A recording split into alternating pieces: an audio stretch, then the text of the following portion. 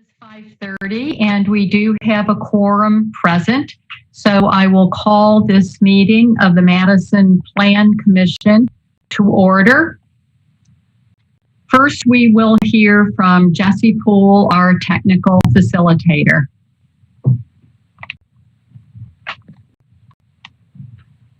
All right, welcome to our virtual Plan Commission meeting. We're going to cover a few basic items before beginning. If you lose connection at any point during the meeting, you can reconnect by clicking the link or calling the number in your original email. To members and city staff, members, if you are able, please activate your video and keep it on for the duration of the meeting. Staff, if you are able, please activate your video when you are speaking. The chair, clerk, and technical facilitator are responsible for muting and unmuting committee members. Use the raise hand feature when you'd like to be recognized to speak, ask questions, or request a roll call vote. During any roll call, all panelists will be unmuted briefly. Staff, click raise hand when you are asked a question. The chair will do their best to call on committee members in the order in which their hands are raised. Lowering your hand will take you out of the queue. Members of the public who have registered to speak, the name you entered in Zoom must match the name you entered in registration. You will remain muted until called upon. The clerk will tell you when your time is up. After speaking, a member of the body may ask you a question. If you need to share documentation with the board, please send it to the email listed in today's agenda. Chair, the floor is yours. Thank you. First, we have communications, disclosures, and recusals. Are there any communications, disclosures, or recusals? I don't see any raised hands. I do have one communication myself. We're joined by a new plan commissioner, Alder Alboris. Welcome to the Plan Commission. We look forward to your participation. Thank you for joining us. The first item on the agenda is public comment. We do have one registrant for public comment. Susan Millar indicates that she would like to speak. Is Susan Millar available? Yes. Yeah, you have 3 minutes, Susan. Okay.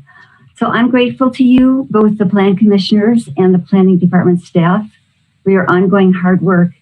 And yet, when seeing so many new 50-year buildings going up in this city with 1980s levels of energy emissions, I'm impelled to ask you to work differently in order to help achieve our city's stated climate goals.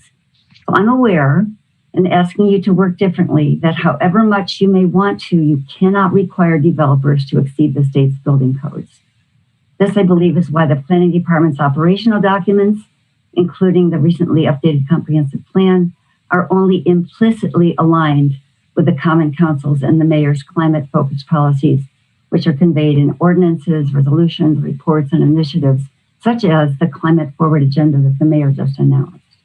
But as Assistant City Attorney John Strange has elucidated, and as many scores of cities across this nation have demonstrated, there are strategies that can better align the Plan Commission's work with our city's climate goals and initiatives, despite the state's building code policies.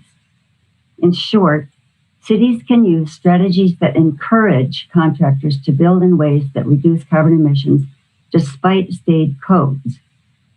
The primary strategy to use is incentive programs, which reward developers who meet green building standards with, for example, faster permitting, more floors, and other rewards. There is no law against doing this, and other cities have shown that it works. Another strategy is to set expectations. The Plan Commission and Planning Department do not violate state limitations by simply asking developers to include in their plans detailed descriptions of all the elements of their proposed buildings that are designed to reduce carbon emissions. This conveys 21st century expectations.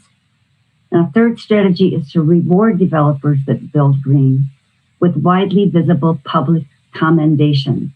For example, the city's website could feature green developers presenting details on their building's low levels of embedded carbon and low levels of carbon emitted once in use for 50 years.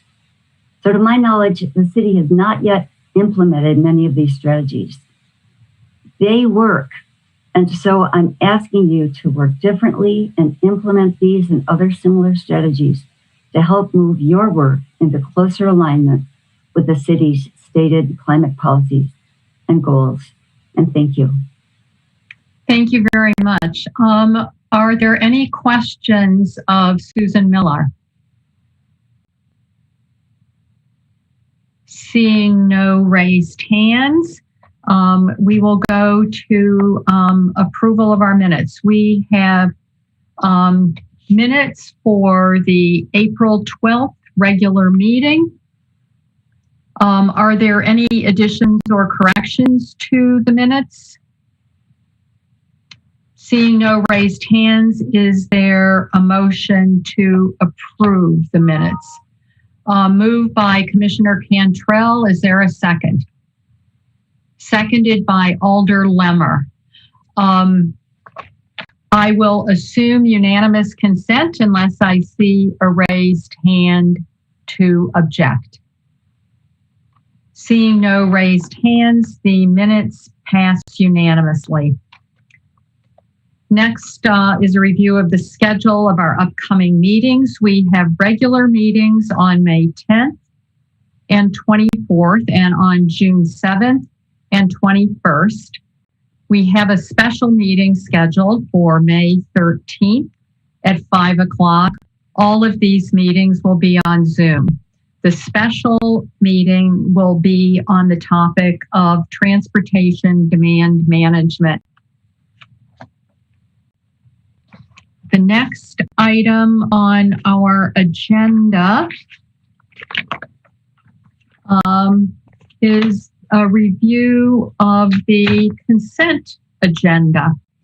The consent agenda does include referrals as well as routine business, as well as our public hearing agenda items.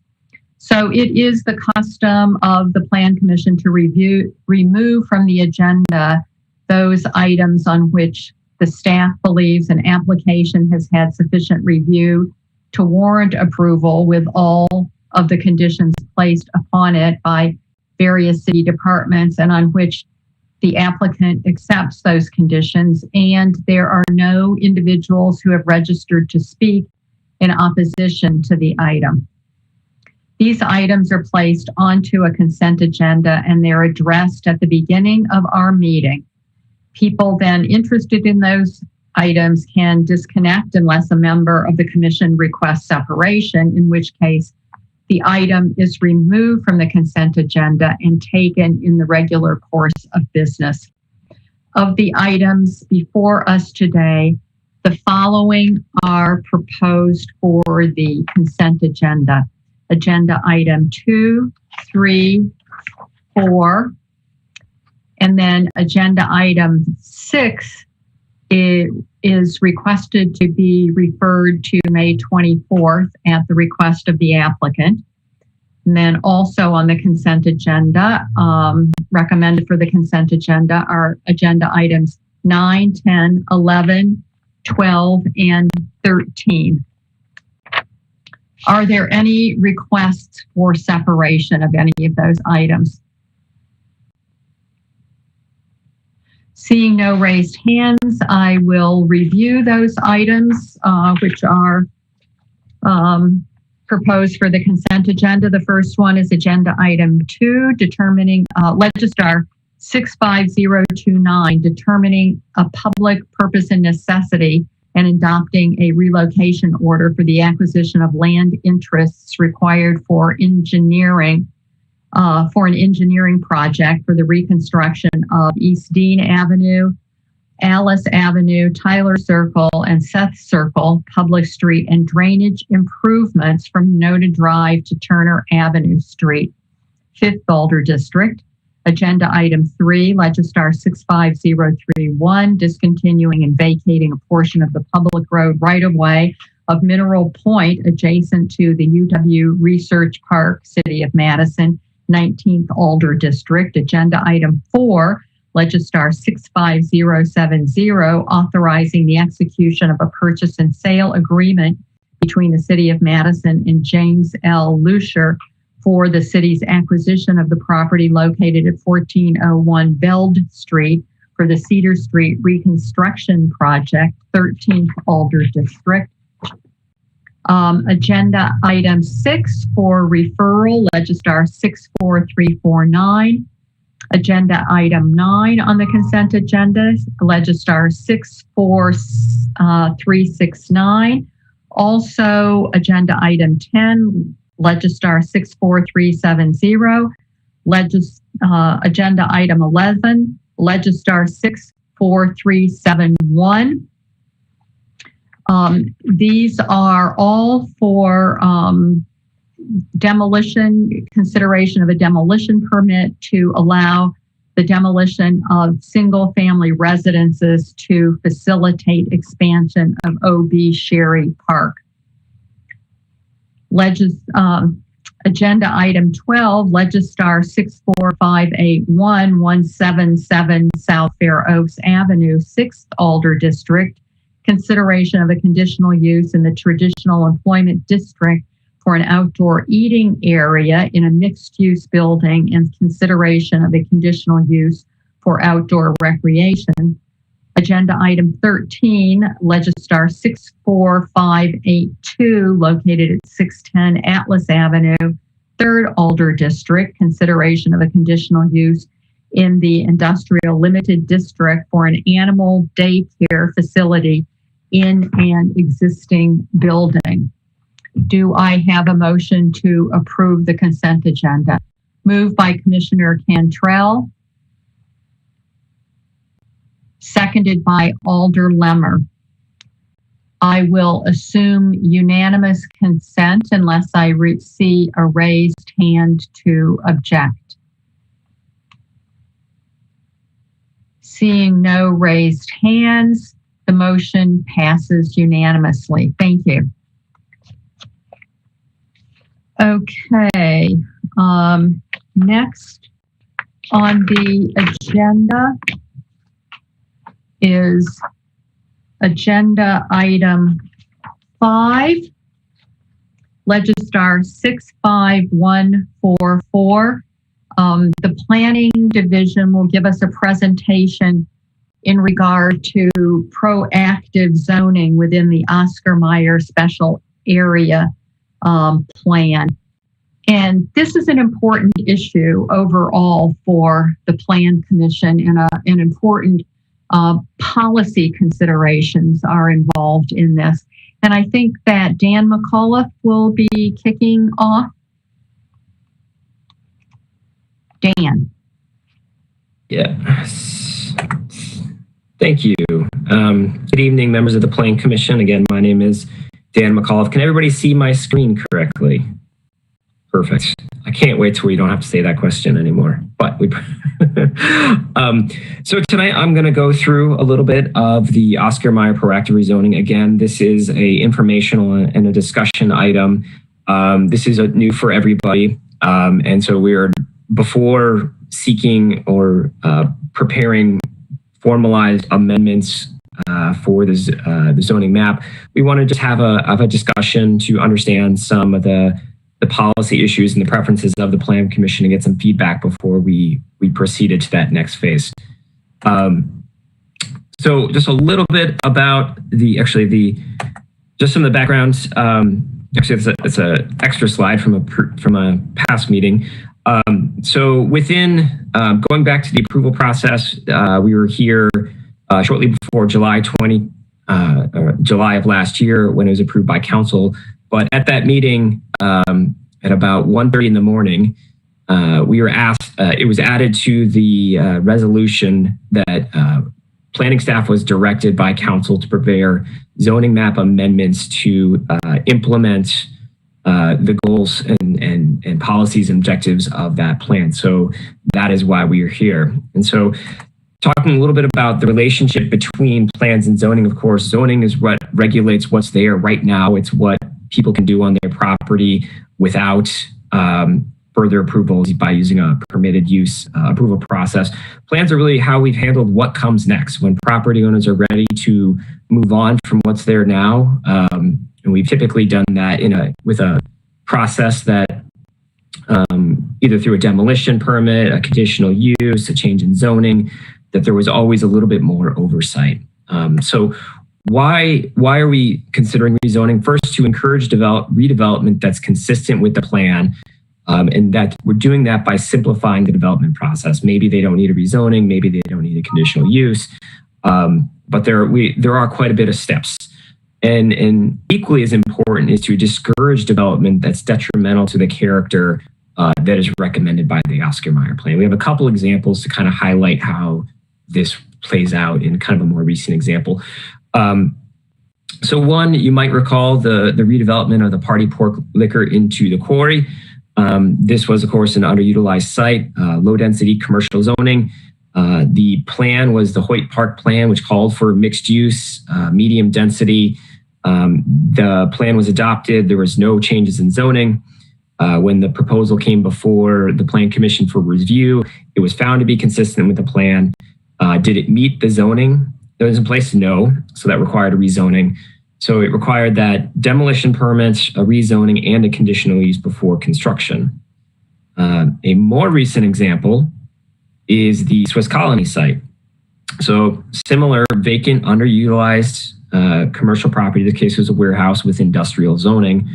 The plan was the Milwaukee Street plan, which we called for mixed use developments. Again, there was no change in zoning after the fact. The proposal view, was it consistent with the plan? No. Did it meet the zoning or other ordinances? It did. And that's why it was able to proceed. So there was no Plan Commission approval for the use. There was the review of the demolition permit, but there was no approvals needed for an inconsistent use with the plan. So one of the questions that we have is certainly, what should we rezone and what should we rezone it to? So some major considerations that are worth discussing are, should properties generally be zoned to a conditional or permitted use inconsistent with the plan?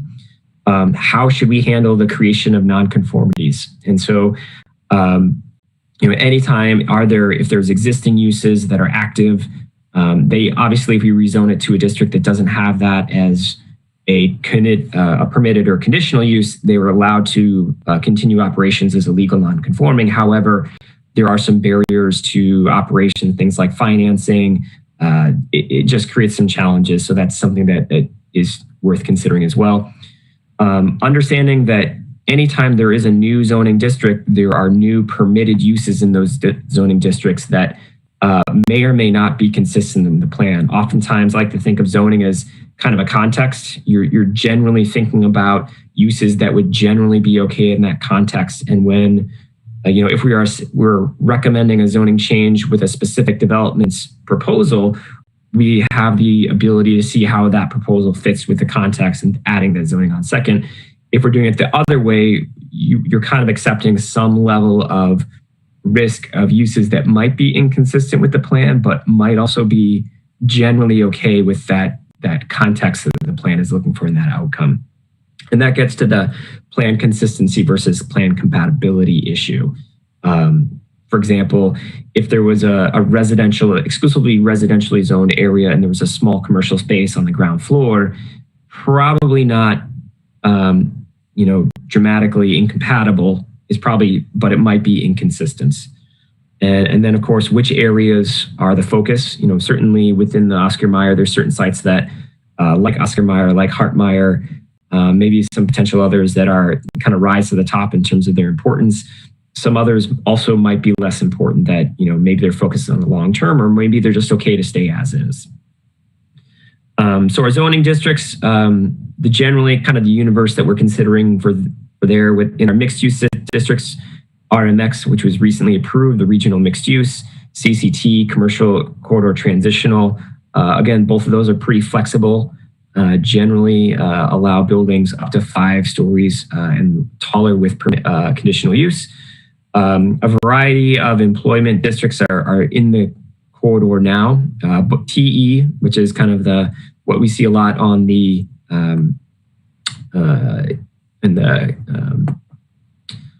Cap East district. IL, which is kind of a mixed in lighter industrial and mixed office district, and IG, which is our certainly most permissive, which allows the heaviest of uses. Residential TRU1, TRU2, fairly common multifamily districts. So I'm going to take you kind of our plan is on the right. I'm sorry, the left. The existing zoning is on the right, and just a couple things to point out. The Oscar Mayer site itself is again zoned that IG, that heaviest industrial. It is recommended largely for mixed use to the south and employment uses to the north.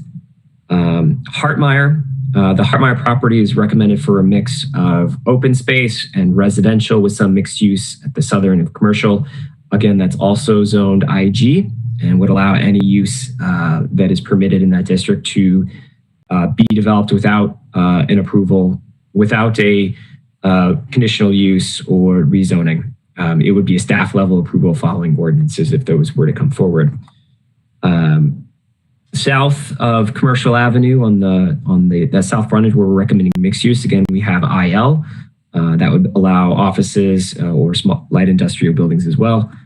When we move to the southern end of the planning district, the Hooper site, we know that's being marketed for sale. The plan does recommend regional mixed use, again, industrial limited, speaking to its more current use. As we move to the north between Roth and Aberg, this is kind of a weird area. Right now, it's predominantly single family homes with a couple small businesses. There's a sign shop, there's a small kind of fabrication facility, as well as the larger sign shop and some other uses there as well. Also very recently approved mixed use building on Huxley. And to the north, where we're showing employment off Shopko Avenue, this is a PD. It's one of the city's older PDs, so that kind of writes its own zoning code. Generally allows a mix of retail. It does have some storage use that you might recall that came forward before, and the outlots with the gas station, as well as there's a bank there. Also, we have the East Madison Little League field. It is shown as open space. It is actually privately owned right now. It's owned by the same owners as Oscar Mayer and zoned for residential as well. So also at this point, I want to recognize a mistake that I made in the staff report. I recognize that we have two approaches. The staff report only included one, so I'm going to walk through that one first, and I'll talk about the other one. So the first approach is really if we were to rezone exclusively according to the plan, and kind of saying we're just going to rezone as closely as possible to the plan recommendations, what would that look like? On the Oscar Mayer site, again, we would probably use that residential mixed use to the south, IL to the north. IL is allowing for a pretty wide variety of employment uses, not limited to just industrial. It can also be office or other similar context appropriate uses. On Hartmeyer, we are recommending PR for the open space. Again, if this is following strictly the plan, as well as a mixture of the RMX and TRU2 for those residential portions. To the south, along that Commercial Avenue frontage, shifting to a CCT, so having a little bit more flexibility with those existing uses, but again, a pretty flexible mixed-use district as well. The Hooper site, again, that would be appropriate for a regional mixed-use district as well, although there are some existing, they haven't moved their operations yet, so that could, again, create some non-conforming issues. To the north, that would change to a TRU1. And this actually does end up creating a couple issues. Those, as I mentioned, those small commercial buildings would generally not be permissible in TRU1. Also, as you may recall, the Huxley building, or the recently approved affordable housing on Huxley, that is a mixed-use building. It has a ground floor commercial space. What's really interesting on that is because that building hasn't been occupied yet, there's no establishment of what would be a otherwise non-conforming use. So if that zoning were to change, they would not be able to occupy that space with a commercial use. It would have to be something allowable within TRU2, even though it's gone through the approval process already. On the Shopko site, again with that PD, if we were to rezone that out of that PD, probably the most appropriate zoning district for that context would be IL. IL is one of the only employment zoning districts which does not allow residential. We think that's probably not the best area for residential. I know there's been a couple inquiries there as well, but given its detached nature from the rest, kind of the residential area, it wouldn't be something that we think would make sense, even allowable as a conditional use. And then lastly, or a couple more, obviously changing the, if the East Madison Little League is able to be acquired through a parkland dedication process, we would recommend changing that to PR, holding that as well. The second approach, which would be to limit non-conformities. And again, that provides a fair number of benefits. And again, I apologize for that this one wasn't included in the packet. So for the first, we would continue using RMX on the southern half of Oscar Mayer as well as on the Hartmeyer. One thing that we also explored in this option is kind of expanding that to include some of the exclusively residential area. Again, this is saying, how precise do we want to be with this zoning district? Is it okay to allow a little bit more flexibility in the area, which would probably end up being residential anyways? That's kind of where the market trends would push that, given the context, but it certainly could happen a different way. On the site, actually, this is a site just south. I believe this is a 702 Ruskin. This is actually kind of a complicated site. So it is a multi-use site. It has a truck terminal. It has a series of contractor shops, which have, so a tree service, a garage. To basically keep this one a non-conforming use, we would need to leave it as IL. It's the only district that would basically allow that truck terminal to continue as is, obviously without moving it into IG.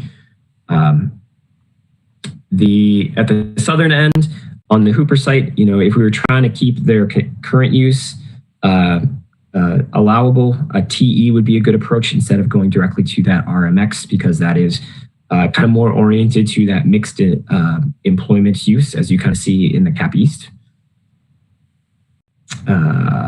In that kind of mixed residential area, one approach would be really being a lot more surgical with the zoning, applying that residential zoning to strictly those properties that are those 1 and 2 family homes in that area, and letting the other properties kind of remain in CCT, which works well for kind of what it is, keeping those uses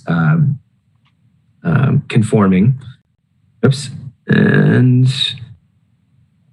all right, so that is the last one. And also one approach, when we talk about rezonings, we also expect the conversation to include official mapping. Kind of what we've heard from Plan Commission based on past conversations on Milwaukee Street, which focus on the official mapping on those really critical connections. In this case, it would be the Coolidge-Roth.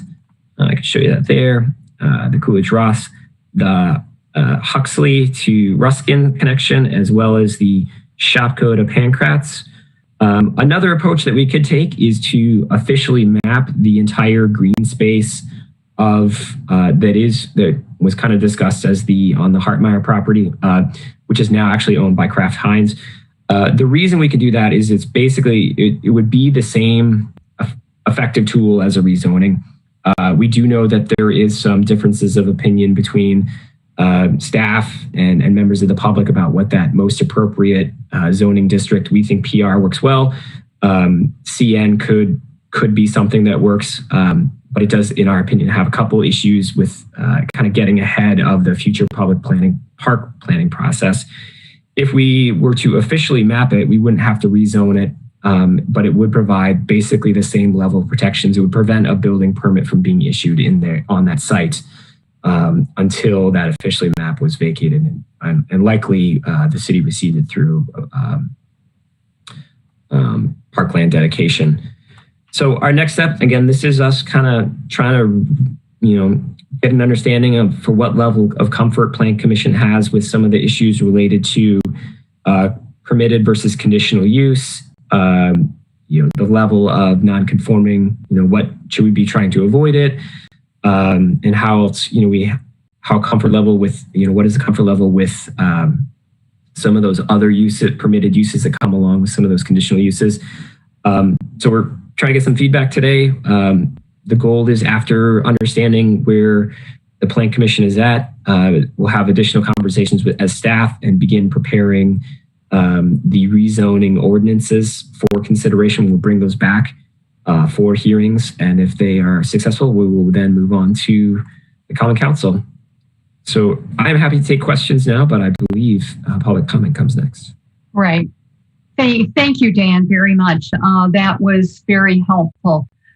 Clearly, the Plan Commission has a lot to think about here, and this particular situation shows a lot of different examples of what the rezoning could look like. So our job is going to be to provide some input to staff about the direction we would hope that they would be taking in terms of the rezoning, and whether that would be creating nonconformities, would be as close as possible to the plan. So several different things to look at. We do have a few people who wish to speak. The first registrant is Paul Nolander, 136 Kensington, Maple Bluff, opposed and wishing to speak. Paul Nolander, you will have 3 minutes. Yeah, hi. Am I off mute? We can hear you. Oh, okay. Thank you. Yes, we've had a lot of opportunity for discussion. I want to thank Dan and the team, and I want to thank the alders for their respectful consideration of the fact, as Dan referred to, there is some difference of a long-term vision for the community input, preponderance of community input for saving the natural area, and compatible use next to it to make sure the natural area isn't just walled in by a solid bunch of brick buildings. A natural area needs to have a graduated perimeter, if you understand that from other parks, and I'm sure you do. So what I'm here to say is we are here to oppose, or not necessarily oppose PR, but to say PR is not the intent of either, as we understand it, the input from the public, the preponderance of input on the Oscar Mayer area plan. It was to save the natural area. And the way that is expressed in zoning is through CN zoning. And the size of the area that was saved was based on the consideration of trying to do something for climate, trying to do something for public health and nature, and not just say we're going to build our way into a solution to those things. We need housing, put it on areas that are already damaged, like the old Oscar area, not on these open spaces that remain as ripe for doing something a little more intelligent. The intent of the 16-acre amendment was to save more natural area. Dan, I will quote, said, CN could be something that works, and we agree. Let's just put that on it. So as this moves forward, to reduce the amount of contention going forward, I suggest it's never going to be a ball field. It's never going to be a dog park. It is an ecosystem. It is a wetland. The ballparks have disappeared underwater. CN helps ensure that the natural health of the area gets priority while having access and flexibility for planning to have a neighborhood public playground and public access. So we're asking to have the CN put on there. On the rest, dense RMX is not an appropriate zoning next to it because it is contiguous. Once that's in there, they can pretty much do anything. That's contiguous to a natural area. It reduces opportunities to have at least some public space in the remainder of it for community gardens or community gathering space or all these social benefits that we see from having shared natural open space. You can't put that right in the wetland, obviously, so you need to give yourself flexibility. We're asking the city to consider that flexibility. And I thank you very much. I also want to say this city can walk and chew gum at the same time. It's not like we get housing or we get nature. We've gotten where we are with our climate problems and our social problems by doing that over and over again in city and building ourselves urban ghettos. I'll be frank. You need to have nature in the heart of neighborhoods for the health of the neighborhood. Almost every good neighborhood is named after its local park, even tiny ones. So let's save not only in the natural area, but some community space adjacent to it by zoning it to allow for that flexibility. Thank you. Thank you for your input. Our next registrant is Barbara Nolander, also Kensington Drive, opposed and wishing to speak. Barbara, you have 3 minutes. Okay. Hi. Yes, I oppose the RMX zoning in the area adjacent to the Hartmeyer Natural Area. And I want the Hartmeyer Natural Area to be Conservation Natural Area and not Parks and Recreation. And I also oppose any roads by the Oak Hill off of Roth Street. That's part of the 16 acres Conservation Natural Area. Thank you. Thank you for your input. Our next registrant is Beth Slews, Nova Way, Madison, opposed and wishing to speak. Beth, you have 3 minutes. Thank you, Adele. Good evening, everybody, and welcome to the new commissioners. I'm mostly concerned that for several years, the community was deeply involved with the planning related to the Oscar Mayer Special Area Plan. And in that plan, the Hartmeyer property was deemed, thanks to the alders voting on it at 3 a.m. in the morning, to preserve the 16 acres as a green space. I had a meeting with Dan and Eric Knapp from Parks and several other people, including Alder Abbas.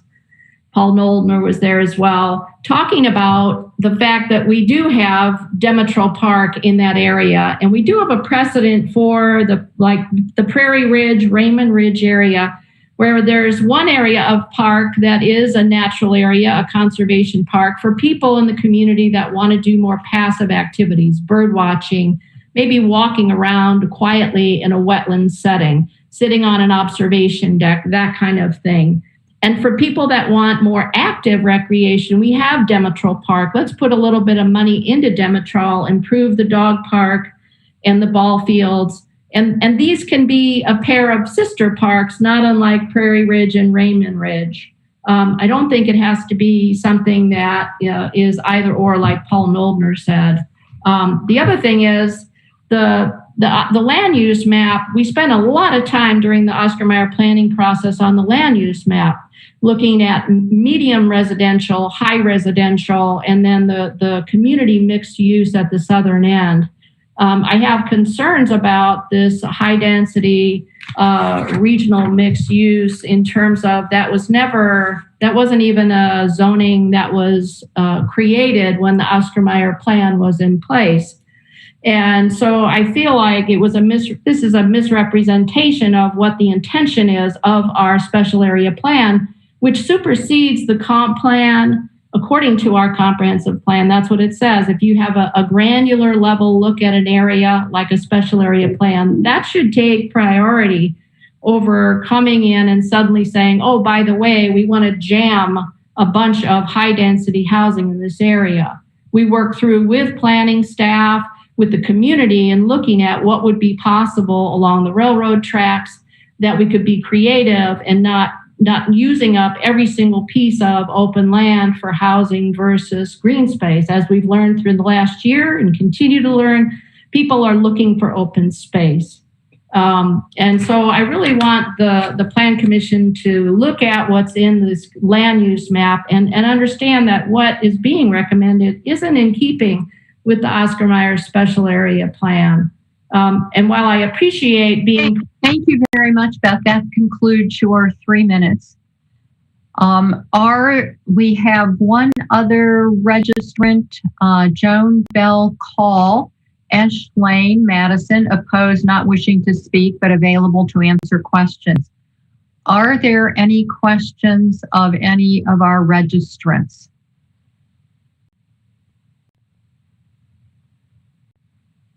Any questions for any of our registrants? Seeing no raised hands, I will close the hearing, and I will go to questions of staff. Are there questions of staff?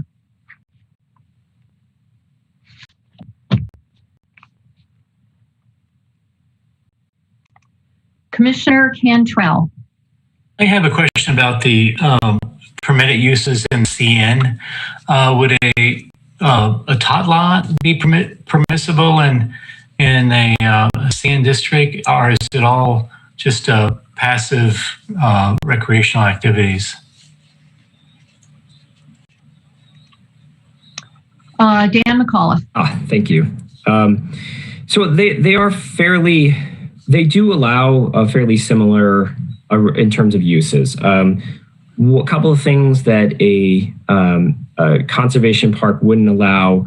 It wouldn't allow a community center. I know that was something that Friends of Hartmire had discussed. If there was a nature center in the park, and we're not saying that is the outcome, that wouldn't be allowed. Food trucks, community events, some of the things that I think are discussed in the plan and the plan text, where it's calling for kind of a mix of active and passive recreation. Some of those things might be a little more challenging under the CN zoning. But I mean, both it will allow parks, playgrounds, the things we typically see in a park. So even by conditional use, a food truck wouldn't be a permissible activity? No. Okay. What's the, in the RMX district, I know residential buildings are, high density residential buildings are permitted and are desirable. But could you construct a 2 or 3 story multiple family building in an RMX district? Yeah, that would certainly be allowable. RMX has a max or a minimum of 2 stories, a maximum of 5 by permitted use. It allows taller by conditional use, and of course, conditional uses need to be consistent with the plan. The block that has been brought up with having concerns, that block was a 3 to 5 story residential block fronting the park space, and so again, it would follow it would allow that use to be developed. Okay. Also the RMX district suggested on the south end of this area.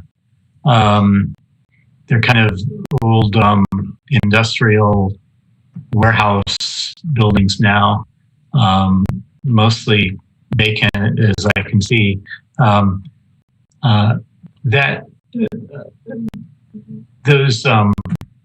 What's there right now? I drive by there a lot, but I don't see a lot of activity. There is so right now, right on the kind of the tip of Pennsylvania, so where Johnson is, Pennsylvania, there's kind of that warehouse storage building. I think that also has some, I want to say like a vintage architectural salvage store inside. From that once you pass that building, Hooper owns quite a bit of buildings. I believe all the way almost to 6th Street, but not quite. So they own a lot of various types of industrial buildings. The plan recommends mixed use up until about 3rd Street, and then employment beyond that. Would Hooper be included within the RMX district? They certainly could. I think we'd look at where if we were going to proactively rezone it, we'd look at where that changes and only focus that proactive rezoning on the mixed use portion and not on the employment side. Okay. So yes, that could be included. Again, I don't think there's any, we're as much as on the what to rezone and to rezone to what, we're looking for some feedback as well as, what are these critical, we have some ideas about those critical sites, but we're certainly interested in perspectives of the Plan Commission as well. The MATC site on commercial, you show it as TE. I'm assuming the campus area would be permissible there in the TE? Or yes. It would be, okay. Let's see. The trucking terminal that you've talked about, one option is IL, is that correct? And the option on the screen is TRU1. I think that's that truck terminal area. Yes. Is the IL a permitted use for the truck terminal, or would it be non-conforming in that as well? It is an allowable use in IL. And as I remember, you said IL allows residential? It does not. Oh, it does not. Okay. Yeah. Okay. But the plan is proposing residential in that area. Is that correct? At the time of redevelopment, the recommended use is residential. Okay. That's all the questions I have thus far. Thank you. Thank you, Commissioner. Commissioner Solheim. Thank you.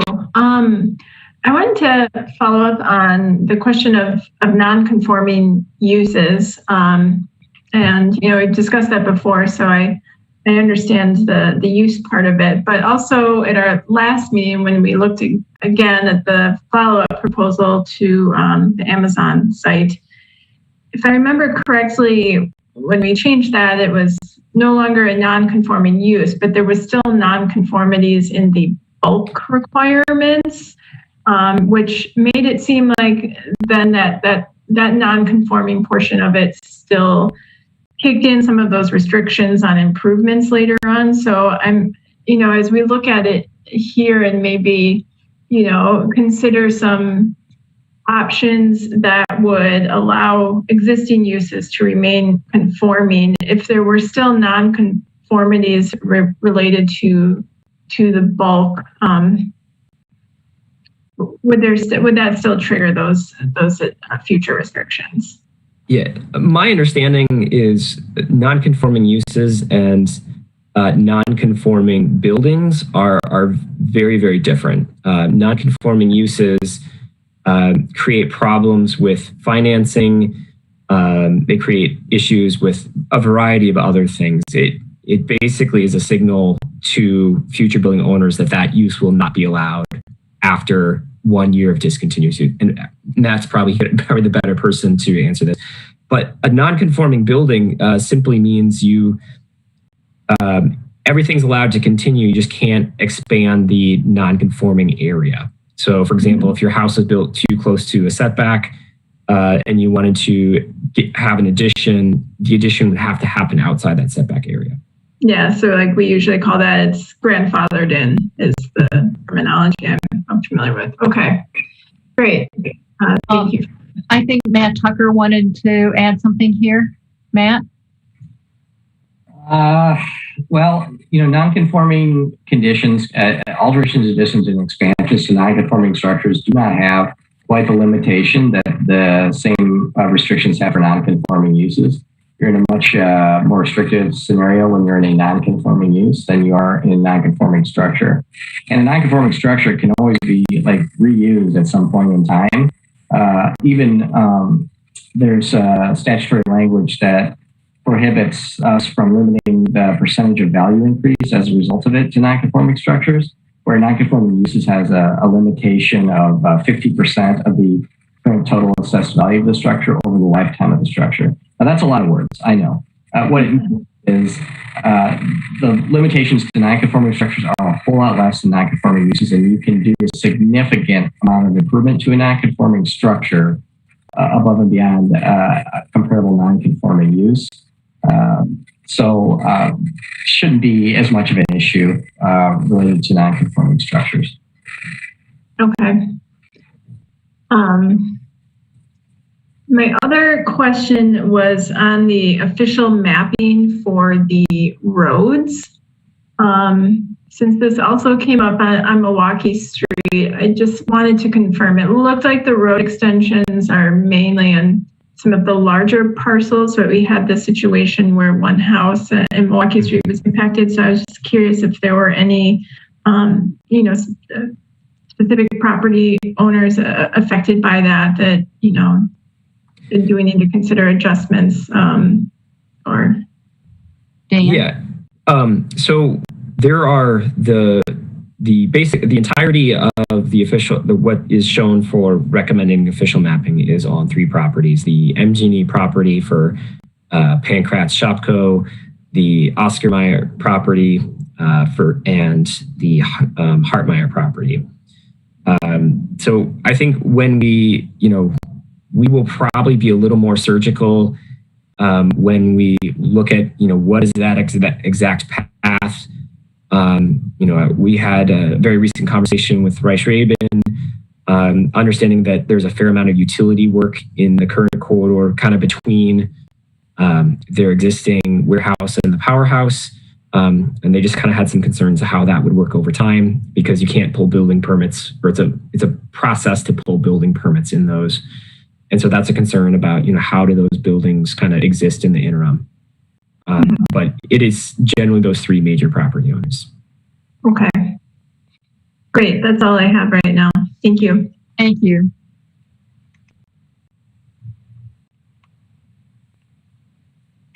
Commissioner Spencer, did you have a question? No. Okay, thank you. Are there other questions of staff? Looks like Alder Heck has his hand raised. Alder, thank you. Alder Heck? Thank you. Dan, I think you can probably answer this. You talked about the option of mapping the Hartmeyer area as opposed to pursuing one of the 2 zoning districts that have been discussed.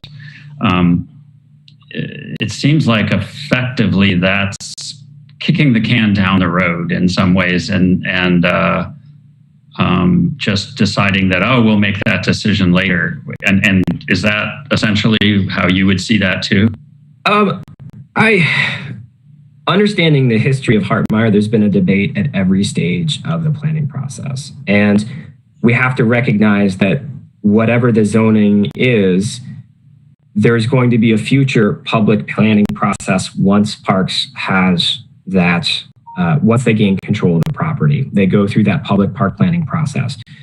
Our concern is any zone, we don't want to make a recommendation that preempts, kind of says what that process should be, because it's kind of defining that outcome already. And I believe regardless of what happens with this zoning recommendation, it could very well be a continuing contentious process. So I guess I see that as an option that will avoid a debate now, but also at the same time, it's not we're not getting out of a debate in the future by doing that now, if that makes sense.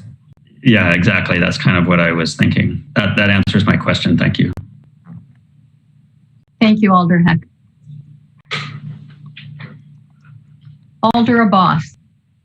Thank you very much. Sorry, I joined late. I had a finance committee meeting. Quick question for you, Dan. Both number A or number B, or however you want to call the plan, especially the road is going through the Hartmeyer property. I know during Oscar Mayer Special Area Plan at the Plan Commission, and also at the Common Council meeting, also at the Park Commission, various other meetings, the staff expressed their commitment to protect the oak trees. Mm-hmm. And they said this road is not going to impact the oak tree. My question to you is, did you check with City Forestry Department to see how far the underground branches and the roots are going, and either this road is going to kill those trees or not? So we did not check with forestry. However, this is the exact alignment that was approved as part of the plan. When we were creating those, we made sure to avoid keeping the right of way outside the drip line of all the trees. So the one thing to also remember is the curb lines are often, they're not the same as the right of way line, depending upon the design of the road. The curb line might actually be 12 feet from the right of way line. So we do believe there is, certainly from that drip line, those trees should be protected from impacts from street construction. However, when we go into specifically the street construction, I'm sure that will be something that is a focus. There's no reason to see those trees go. They are a part. They hopefully will be an asset to the park going forward. I understand that. I'm a little concerned about hypothetical ideas because Ramish Farm property came to my knowledge, and as we are all learning in the process, right? Some of the trees' roots are, especially oak, is really far and beyond. And anything you construct, it's going to kill the trees. So I'm really concerned about. I think so.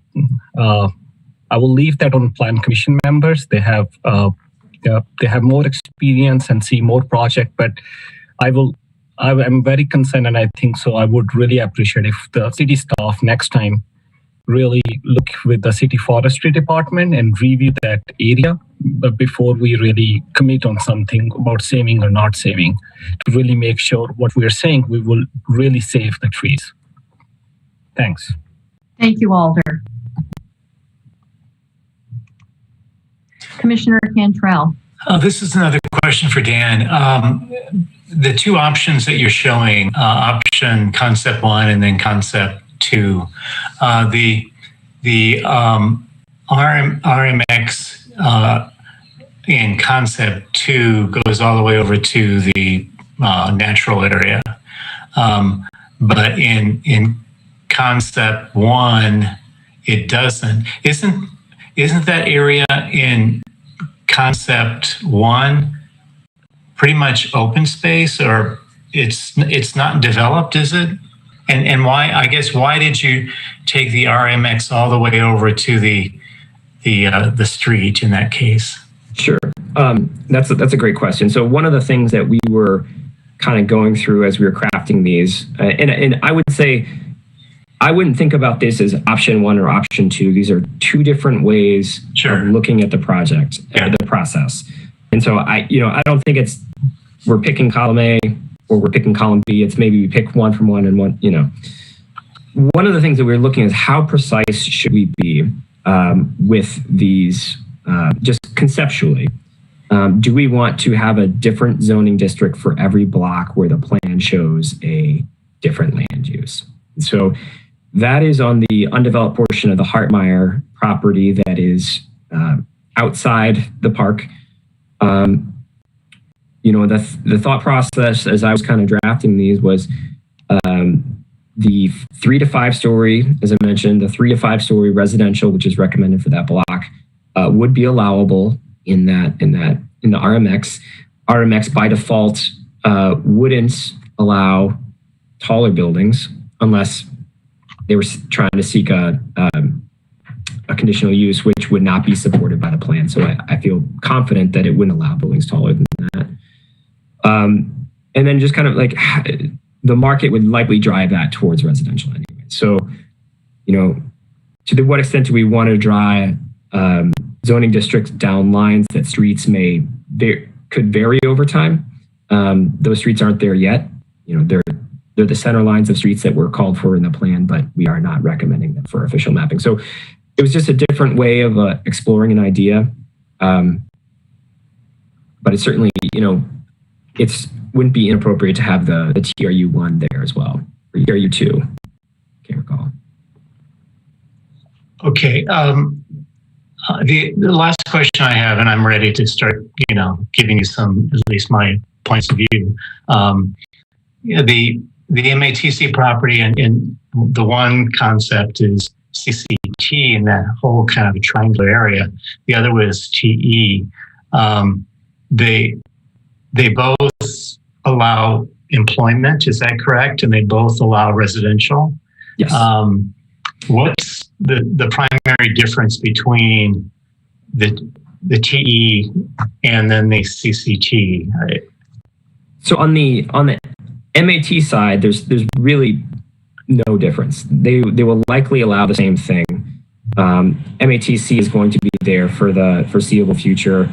The kind of the main reason for shifting to the south was, or shifting to CCT, was the RMX on the one. So on that corner, there is a tavern, there is a auto body shop, and a repair shop. And a body shop is not a permitted use in the RMX district. It is a permitted use in CCT. And the thought was, if we're gonna, they're largely the same, so maybe we'll just focus on having, fewer zoning districts that do similar things. Okay. Since I do not see any other raised hands, if you don't have any other questions, Commissioner Cantrell, feel free to provide your feedback. Sure. And as Dan indicated, I'm kind of picking and choosing between these both concepts, because I think there's some things in one concept I like and the other. In concept one, I like the RMX on the southern tip of the area for that pretty much warehouse facility that's underutilized. And I think that would be an appropriate district for that area. I guess proceeding north, where MATC, and I guess I didn't know that the body shop would be non-conforming, but I guess considering that, I would say CCT is probably an appropriate for that triangular area, because it again allows a lot of uses, including residential, which I think that area would likely see some apartment development. Proceeding north of commercial, I like the RMX with the TRU adjoining the PR area. I would change the PR area to CN at this point.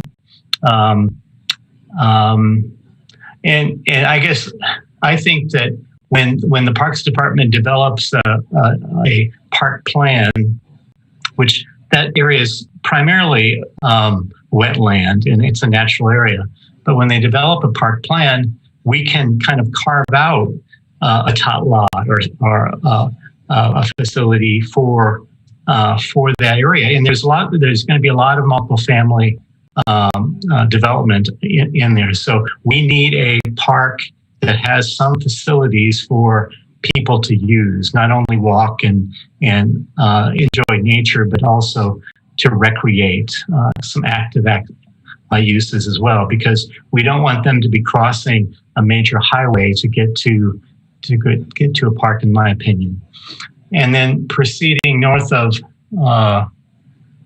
the next street, I like the option 2, where you have CCT and kind of carving out is it TRU1 area where you have basically residential and there's an apartment there, but carving out the area where you have some commercial activity, but also a district, the CCT would allow a multiple family development, which is occurring in that area. Across Aberg, I would propose that as is it IL rather than the SE, because I think you said in the SE allows residential, and I guess I would agree with staff that we don't want to see residential there. I think the IL is appropriate. If there's some future use that we have to evaluate at that time that's not permissible in IL, we can do that, but I think that would be an appropriate district at this point in time. Right. Commissioner, are you talking on the IL, the area directly east of Packers, or I mean west of Packers? Is that what you're talking about? It would be east of Packers. The Shopko area? Yeah, the Shopko area. Okay. Yes. Okay, yeah. thank you. That's yeah. Okay. And the only tricky part for me is what to do with the truck terminal area. And one concept you have is IL, which basically allows some of those activities to be permissible, but the truck terminal would still be non-conforming. The other one would basically say everything's non-conforming, and we just go with the plan concept of kind of a multiple family district. I guess I'm leaning towards the IL in that area. And I think that this is one where staff and economic development working with those property owners, should encourage relocation to maybe some other property. And I think if they view our plan, they're going to see that the highest and best use for their property is not what it is right now. It's what it could be in the future. So, based on that, I don't see additional investment in the IL. Even if we zone it IL, I think it will be basically they'll be looking for other sites, and maybe the city can encourage them to do that with some incentives to relocate.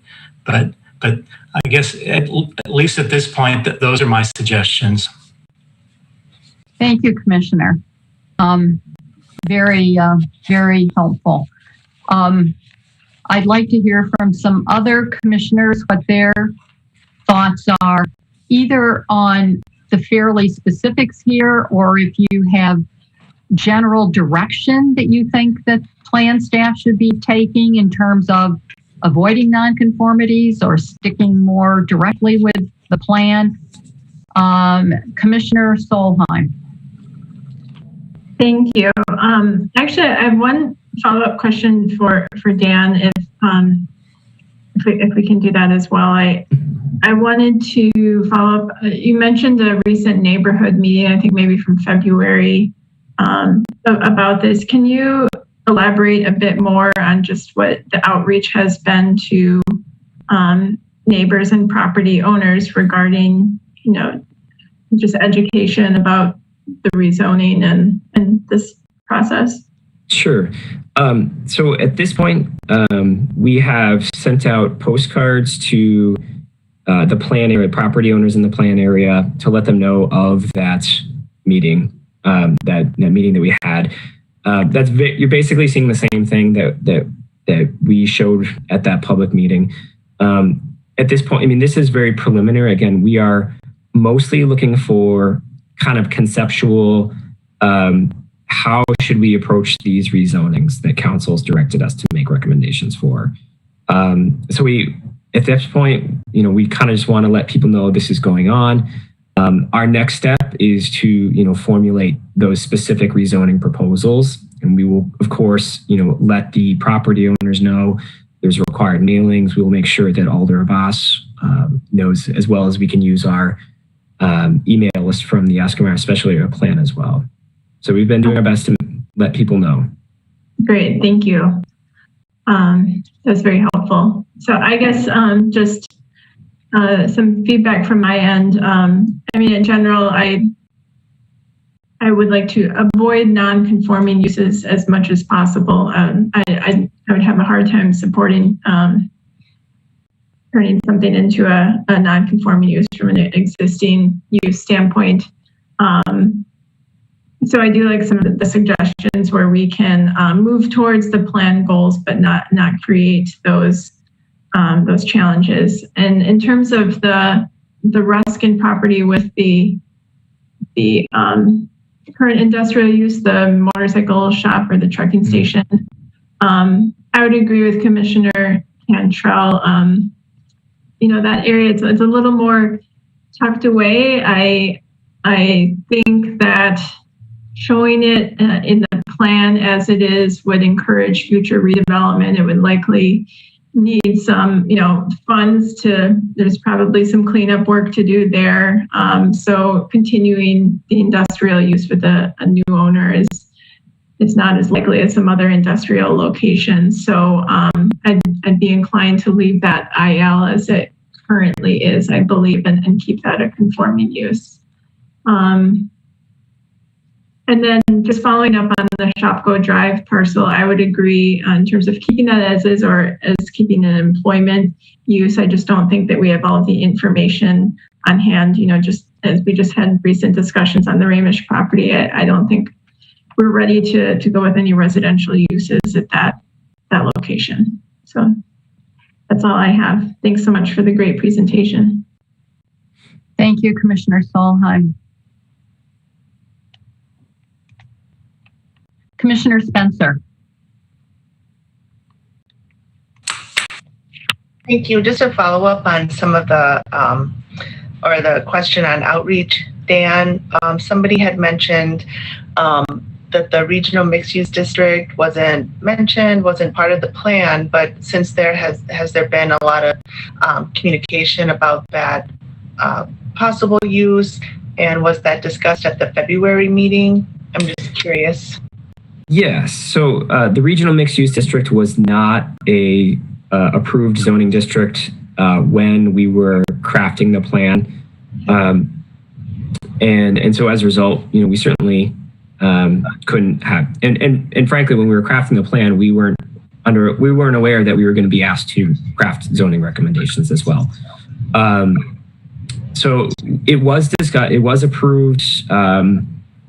November, I believe, November of 2020 RMX. It was discussed at that, I guess it was late January meeting. So again, the discussions can get challenging because we're trying to convey a lot of districts, and they're complicated, right? They allow a ton of different uses. They have different regulations. They all do these things.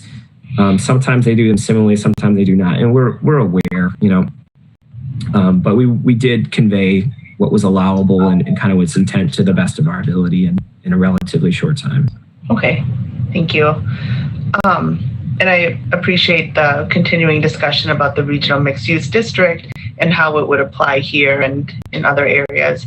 And then I just had a quick question about some of the non-conforming uses. I feel a little uncomfortable about that. And so these businesses that would be non-conforming if you would change the zoning, are they businesses that you think would be there for a long time, or are they planning on leaving soon? I wasn't sure if that was mentioned.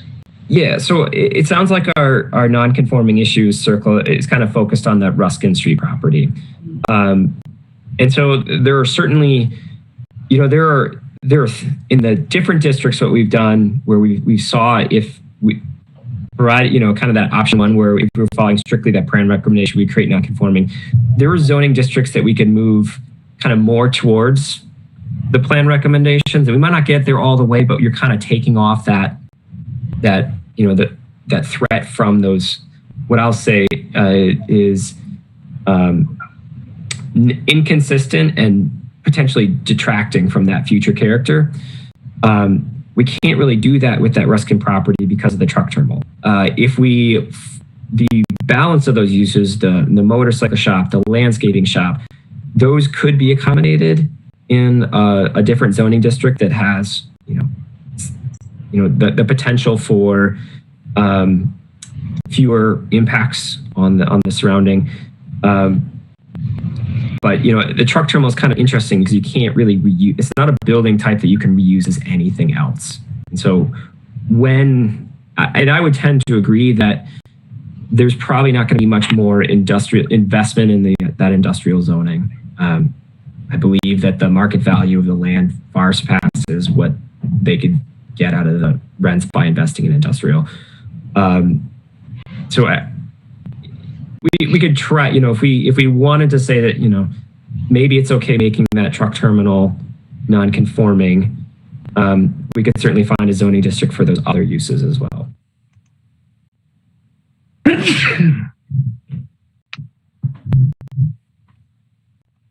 Okay, Alder Lemmer. Thank you. I just had a couple quick bits of input to share.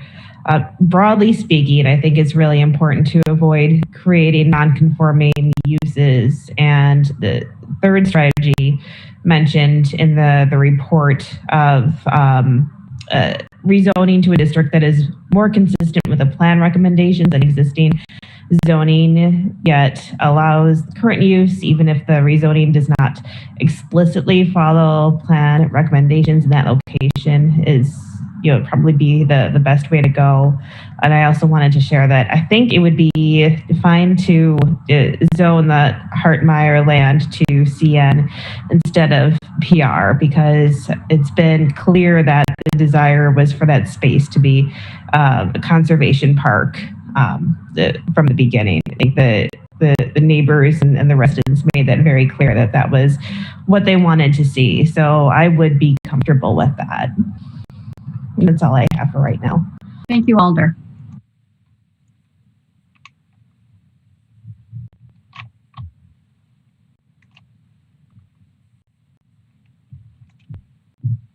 Alder Heck.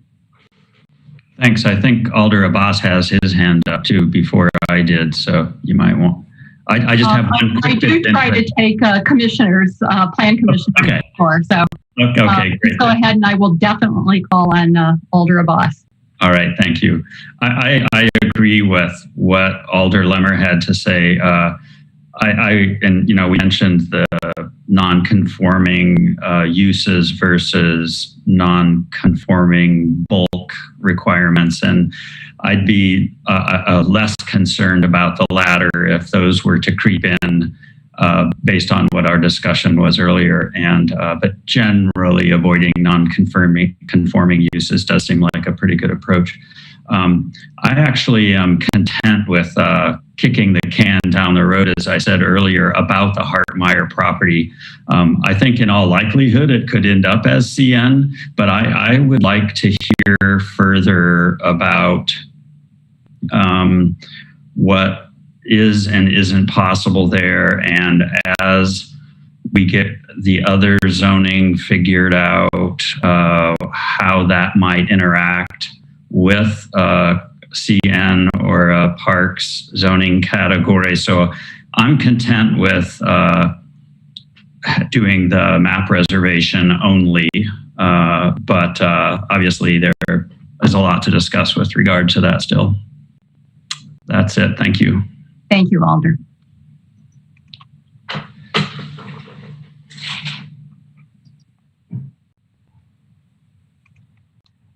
Commissioner Solheim.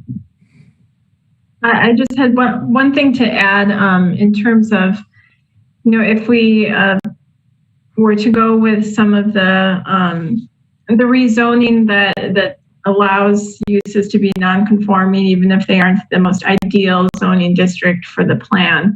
I think to think of it another way, we could still pursue another zoning district if a proposal came forward, and then the applicant had to come for a condition, they were in the CCT and they needed a conditional use anyways. Well, maybe you might as well just rezone it to RMX or, whatever was the best fit. That may still make sense and allow us to fully kind of realize that vision for that area. And that's something that I would be open to that process, continuing to encourage people to pursue whatever best fits within the plan if possible. I think this is a good kind of next step. Thank you, Commissioner. Alder Abbas. Thank you very much for the opportunity to speak, and thanks all the plan commissioners and the alders to provide feedback. One small thing I will say. So the parcel next to Pick and Save is SE. I would highly recommend making the both parcel IL use or both parcel as SE use. For the fairness of the argument, MG&E own SE parcel, and MG&E did not disclose what plans they have. My initial discussion with them was they're going to have their warehouse there and they're going to have some trucks in operation. We all know during Oscar, my special area plan, Pick and Save site, which is IL right now, they came to me and asked me they want to construct 4-story multifamily market rate building. Staff thought it's a bad idea, that particular location. It should be used as IL zone. And there are many reasons for that. So I understand that. So for sake of to keep really fair the process, if we're gonna do IL, the Pick and Save zoning, we should do IL at the MG&E parcel as well. And if you guys decide you want to keep SE, which also provides some housing opportunity, then that should also the same formula used for the whole parcel, not one IL and one SE. So that will be my feedback on that. And regarding non-conforming, I understand the commissioner's, argument and logic. It makes sense what you guys are saying, but those trucks over there, especially when we are redesigning the whole thing by putting TRU2 and RMX or other zonings, with keeping IL, my understanding, and correct me if I'm wrong, originally the council proposed an amendment to save 16-acre land. By keeping IL, it's going to be 14 acres. So we won't be able to have additional land for the Hartmeyer. Correct, Dan? So yes, the open space that is predominantly on the Hartmeyer did show an expansion of 2 acres to the south. When in many of our plans, we wait for redevelopment to occur, and when that happens, that's when we would see that extra 2 acres go in. The city has historically, from my understanding, they have not chosen to use eminent domain for park purposes. I believe they can, or legally allowed to, but they certainly could. Another option, one of the benefits of officially mapping the open space is we would then officially map it onto those properties to the south. That could certainly be something that could occur. We could protect that from future investment as well and reserve that open space. But yes, there's 14 acres on the Hartmeyer and another 2 on that property to the south that we would typically expect that to obtain those through redevelopment. Okay. Yeah, just for the record, those 2 acres also have a lot of trees as well. So I will leave on the commissioners to provide feedback. That's okay. Thank you. Thank you, Alder. There are no more raised hands. I do have a couple of comments about this. I understand the desire not to create nonconformities, and I don't want to create them willy-nilly.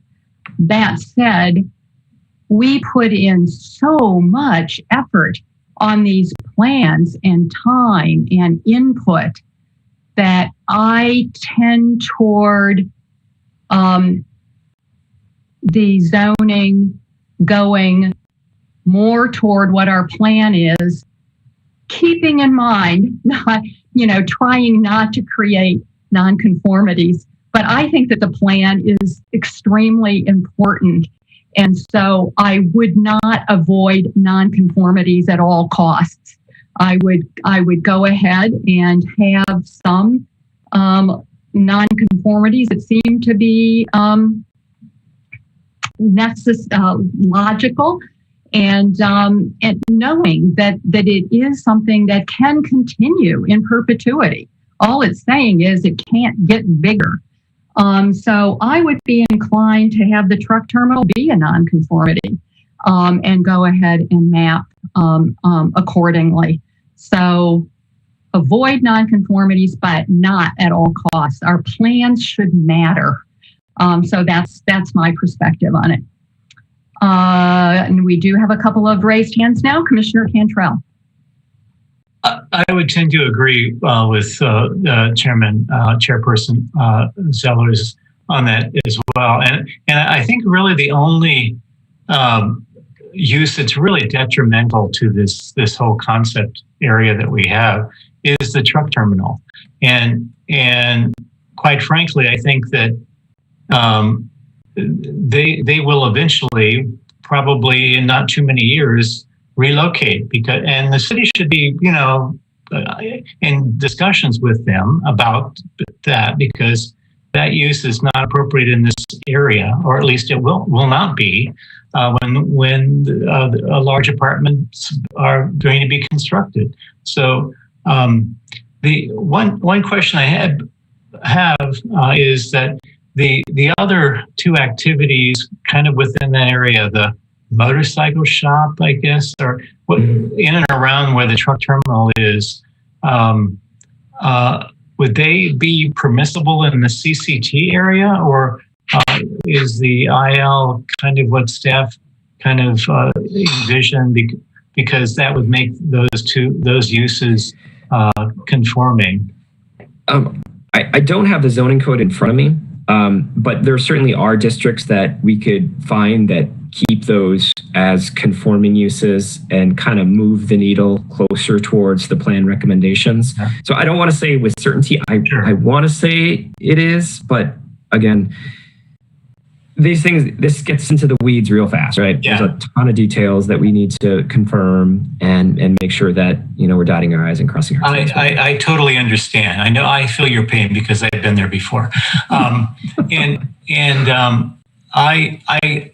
would agree with Commissioner Heck and Alder Heck about official mapping the park area or the natural area. And that would get at that 2 acres that we've kind of envisioned for expansion. And I think that's important at this time. And we're certainly going to have a big argument about if we don't zone it CN, if we zone it PR. But I think the key is the Parks Department making a plan for that area. And that would basically further define where that natural area is and where the oak trees are and how to preserve those and all the things that Alder Abbas talks about as well.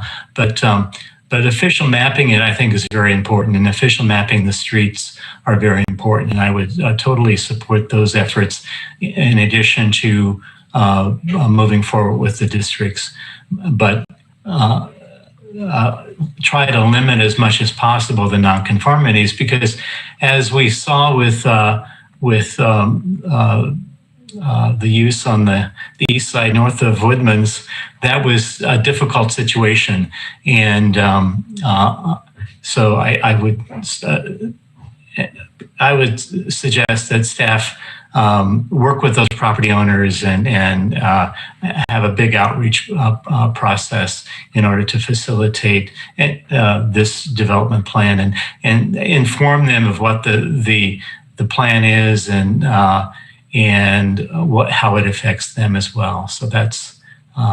But I think it's a good plan, and I think moving it forward now is a good idea, so that we can get on record, we can go through the public process, and then have staff meet with those property owners to discuss the plan. And there maybe will be some adjustments to it in the public hearing process, and that's very appropriate.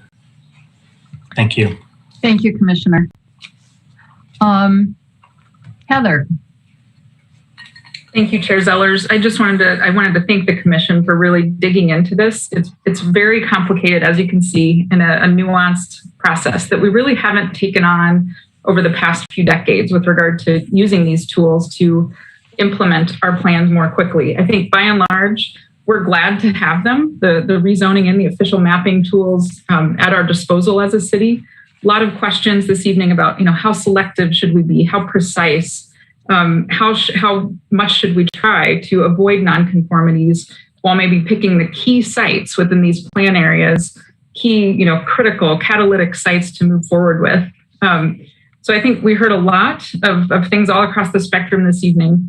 Wanted to thank you. And also I wanted to mention one of the lessons learned from the recent experience with the Milwaukee Street Special Area Plan is that we can bring these forward as not just a single ordinance, but rather break them up into pieces so that they can be discussed and debated separately as needed. And I think that that probably would have made for an easier process looking back on that ostensibly much simpler Milwaukee Street Special Area Plan. And so just as a heads up, what you might be seeing in the future is a set of 5-ish ordinances and official map recommendations to consider rather than just one solid map that contains everything for debate.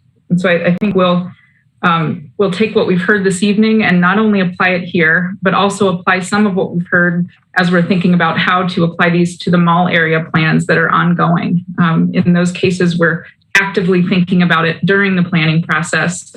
That wasn't the case during Oscar Mayer. And I'll joke, I remember last August when this came up in the middle of the night, I think I said, I think this could take less than 6 months to get done. And boy, was I wrong. It's very complicated. COVID aside, this is something we've been wrestling with for a long time. So thanks again for the thoughtful review, and just know that we'll keep on working on this concept of proactive rezoning and try to use it as best as possible at the right level to implement our plans. Thank you. So if I don't see any other raised hands, we will move on to the next item on our agenda, which is agenda item 7, Legistar 64797, creating section 28.022 through 00497 of the Madison General Ordinances to change the zoning of property located at 1901 Aberg Avenue, 12th Alder District, from Industrial Limited District to Plan Development, GDP District, General Development Plan, and creating 28.022 through 00498 of the Madison General Ordinances to change the zoning of the same from PD GDP Plan Development District and PD SIP Plan Development District.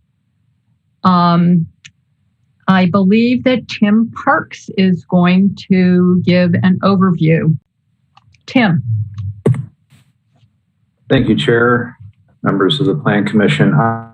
Occupy Madison is seeking permanent zoning approvals to continue its conversion of the former Wiggy's Bar at 1901 Aberg Avenue into a permanent portable shelter community for up to 22 tiny house residential portable shelter units. The conversion of the restaurant into a portable shelter community, hereinafter referred to as PSC, was initially established by Common Council resolution granting Occupy Madison temporary emergency authorization to provide housing for persons experiencing homelessness during the winter of 2019-2020 and the COVID-19 pandemic in up to 30 temporary trailers described by the applicant as Conestoga trailers, which are located around the roughly 2/3 acre property at the corner of Aberg and Huxley Street. The former restaurant tavern building has since been converted to contain a resident laundry facility, shower rooms, and a kitchen for resident use. However, the emergency order expires on June 1st of 2021. The purpose of the proposed plan development zoning district is to confer permanent zoning for the community prior to the expiration of the emergency order and to allow the approximately 60 square foot temporary shelter units to ultimately transition to 22 99 square foot permanent shelter units and a PSC similar to the Occupy Madison facility located at 304 North 3rd Street at East Johnson Street, also in District 12. The PD zoning also requests approval for a variety of related general, retail, restaurant, service, and supportive uses, which will both support the community in its operations and also potentially generate revenue for it so that it can be self-sustaining. There is a food cart shown that would be run by the portable shelter community at the northwest corner of the site, adjacent to the corner of Aberg and Huxley. Occupy Madison is seeking plan development zoning for the proposed portable shelter community, similar to the community that they operate at 304 North 3rd Street, which is also zone plan development. The proposed land uses within the PD zoning district requested for the subject site include uses related to the Occupy Madison organization, the 22 portable shelter units, and a series of non-residential uses, as I mentioned, that are intended to support the proposed community. The Planning Division believes that the standards for approval for plan development zoning can be met to allow the property to be rezoned from IL to PD to continue the transformation of the former restaurant tavern into a permanent portable shelter community, and to provide zoning continuity for the site following expiration of the current emergency authorization at the beginning of June. The proposed zoning is generally consistent with the medium residential land uses recommended for the site in the 2020 Oscar Mayer Special Area Plan. Portable shelter communities are a relatively new concept in Madison and unique compared to other forms of traditional medium density housing around the city.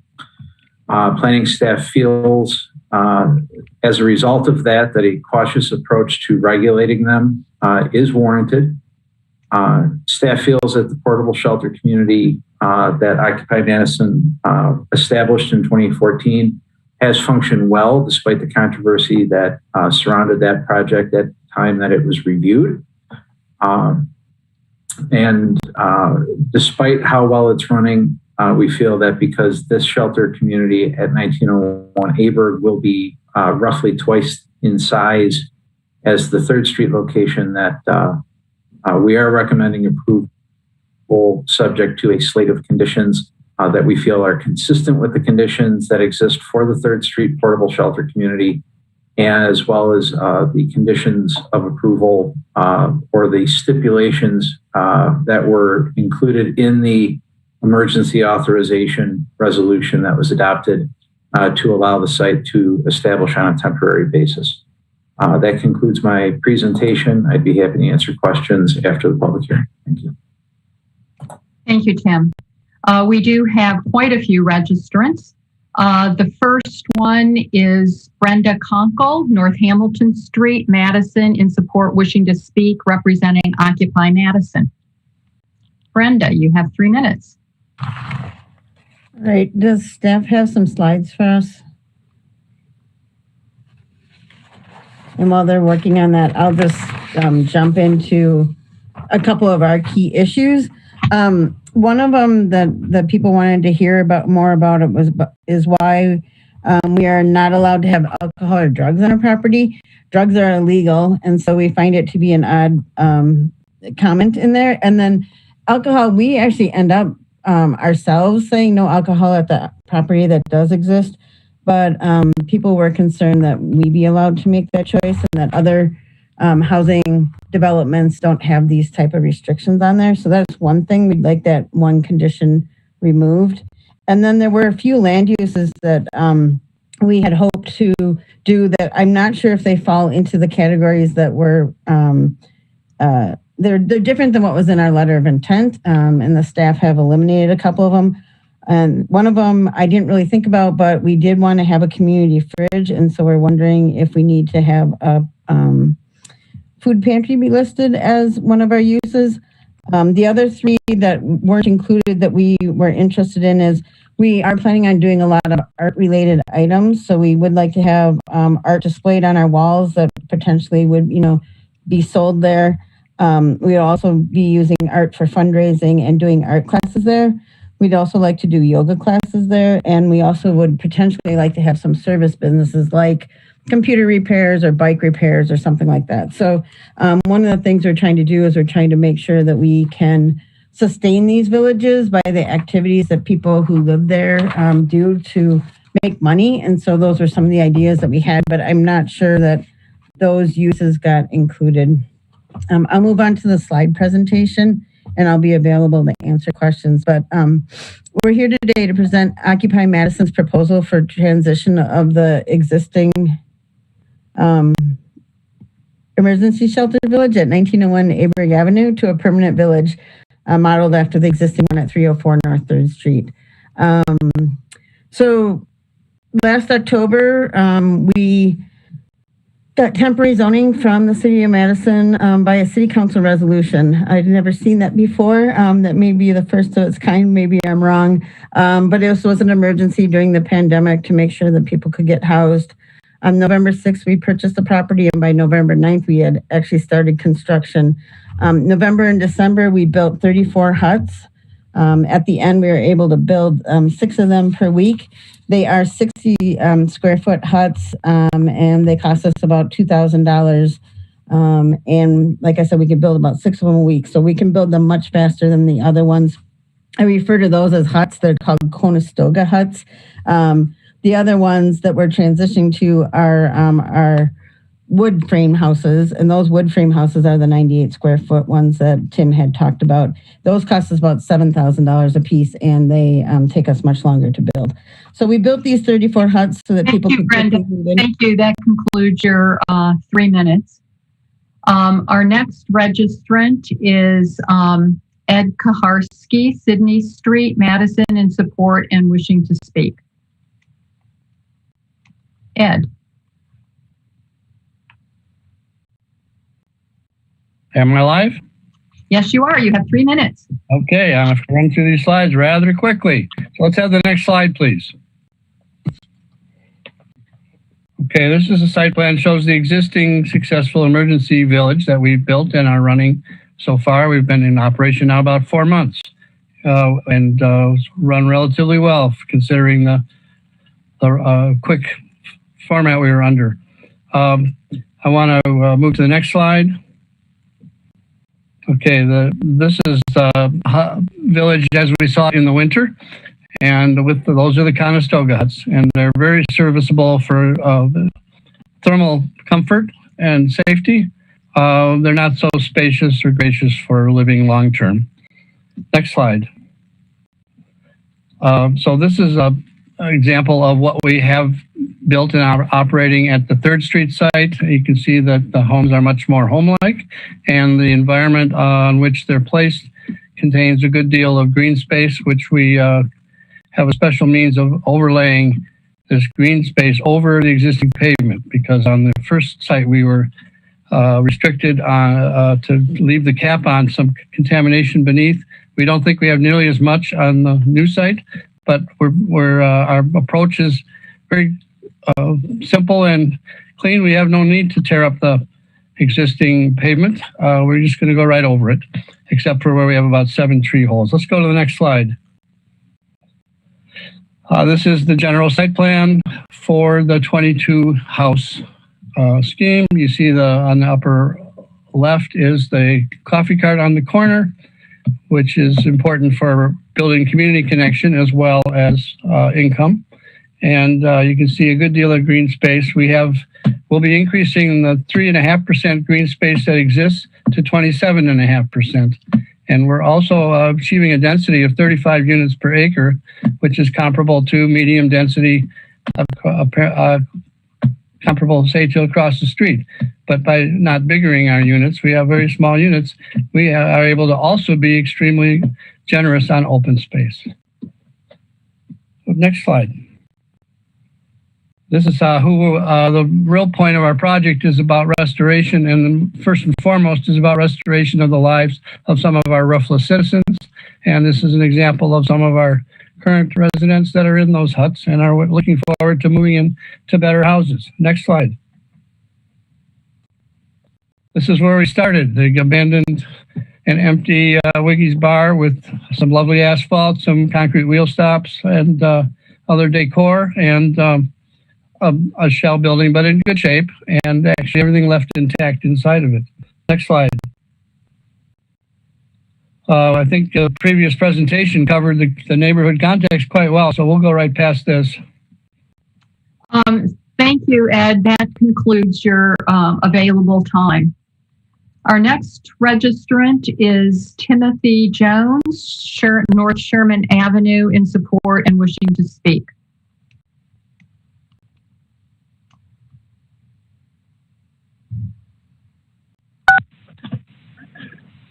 Hi, this is Tim. Hello, good evening to the members of the commission. Thank you for the time. I am part of a group of people who have provided support for a while to those who ended up being at this tinier house village on Aberg Avenue.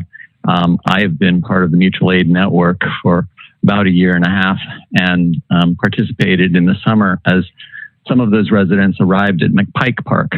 And I've been engaged with them in a variety of ways. My background is in ergonomics industrial engineering, and I've been working both to help the process build those tinier houses, as well as interact with many of the volunteers that the city provided. This city ended up being extremely supportive, hands-on during the pandemic, coming in large numbers repeatedly to be able to participate in building these tinier houses. And I believe that a very similar turnout will be available in the process of building the tiny houses, which I look forward to being a part of producing as well. And in addition, the residents who are now there at Aberg Avenue participated in the build of those tinier houses themselves. And so I not only knew many of them from McPike Park and am on a first name basis with them since then, I also met a variety of the people who came from other locations to this. I have continued to be involved, and I support this community being able to proceed to the next step, and the zoning that you can provide will be very instrumental in not only doing what Ed had suggested, helping them with some of the basis for being able to develop lives which allow them to have more of that which we all yearn for, but also to build community in a fashion which I think is quite unique. I've had the opportunity to see it in co-housing, where my mother was a founder at the Village Co-housing. And I really appreciate engaging in that manner there. And I am starting to feel that village nature at Aberg. I come and I go, and the conversations which I have there are a real pleasure. So I look forward to it, and I thank you. And I'm available for questions. Thank you. Our next registrant is Robert Charles Schumacher, Aberg Avenue, so in support and wishing to speak. You have 3 minutes. Hello, can you hear me? Yes. I am a resident here at 1901. After some housing woes, I became determined to get myself out of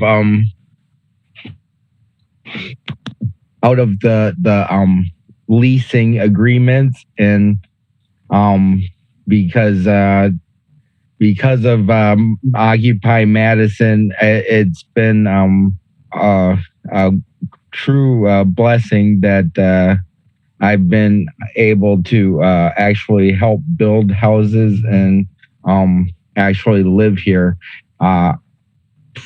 Frankly, I believe that a lot of people would jump on the fact that we don't have to worry about rental leases and stuff like that. But I guess it's just fortune that I got into the program and got a tiny house for myself. That's all. Thank you. Our next registrant is Adrienne Mason, Aberg Avenue, in support, wishing to speak.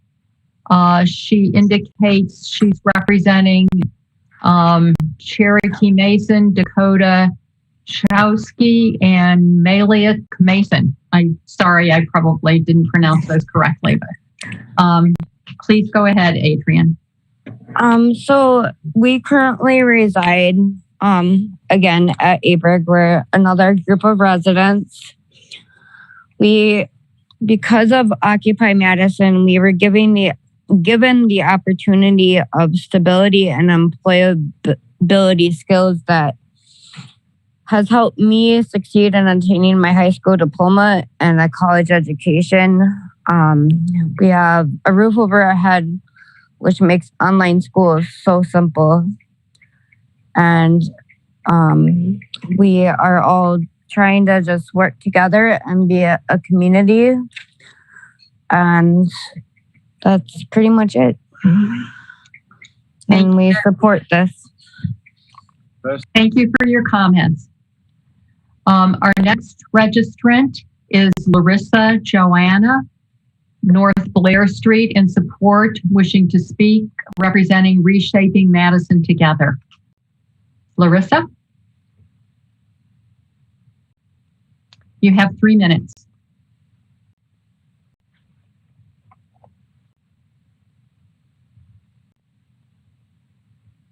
Sorry, can you hear me? Yes. All right, thank you.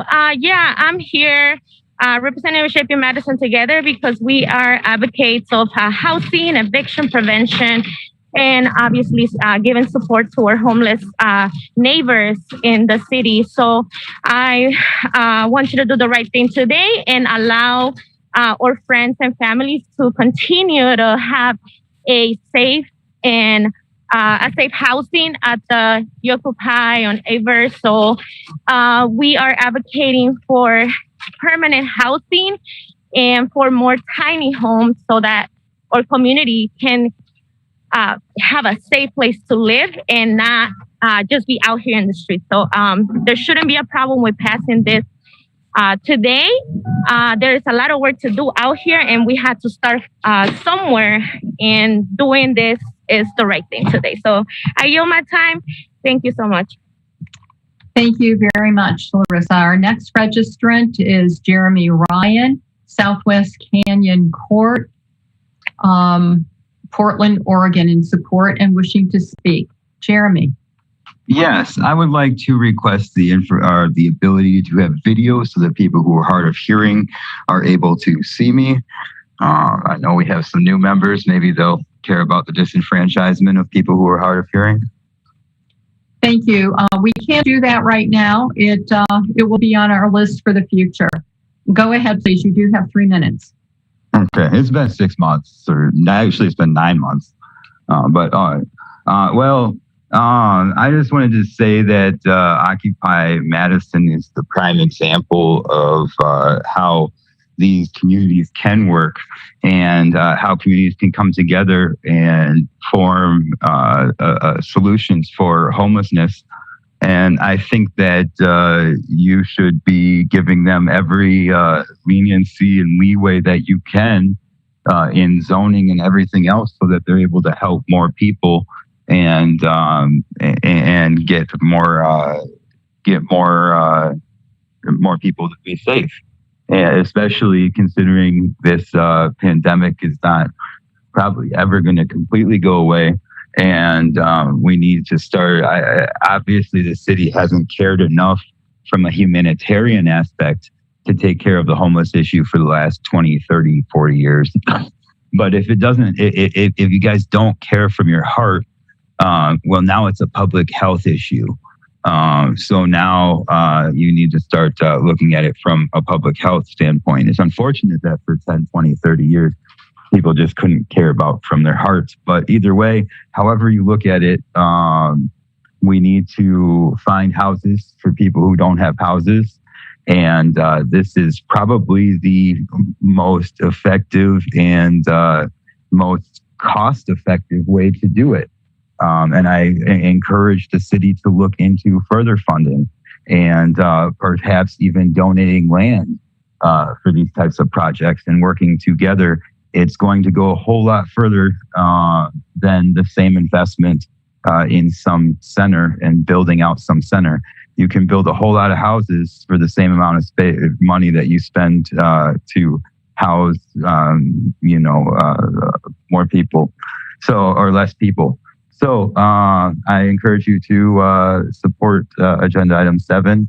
And I encourage people to actually do something about video being allowed, because it has been since September, and not a single person who's hard of hearing can understand these meetings. And it's just ridiculous. And I hope that some of the new members take this more seriously than the old members did, because the old members are just ridiculous. Thanks. Thank you, Jeremy. Our next registrant is Markeith Williams Lawrence, Parker Place, Madison, Wisconsin, in support and wishing to speak. You have 3 minutes.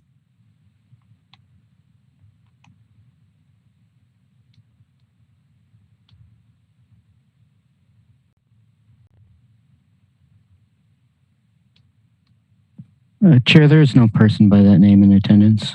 Okay, thank you. Moving on then, our next registrant is Jessica Loris, Division Street, Madison, opposed, wishing to speak. Jessica, you have 3 minutes.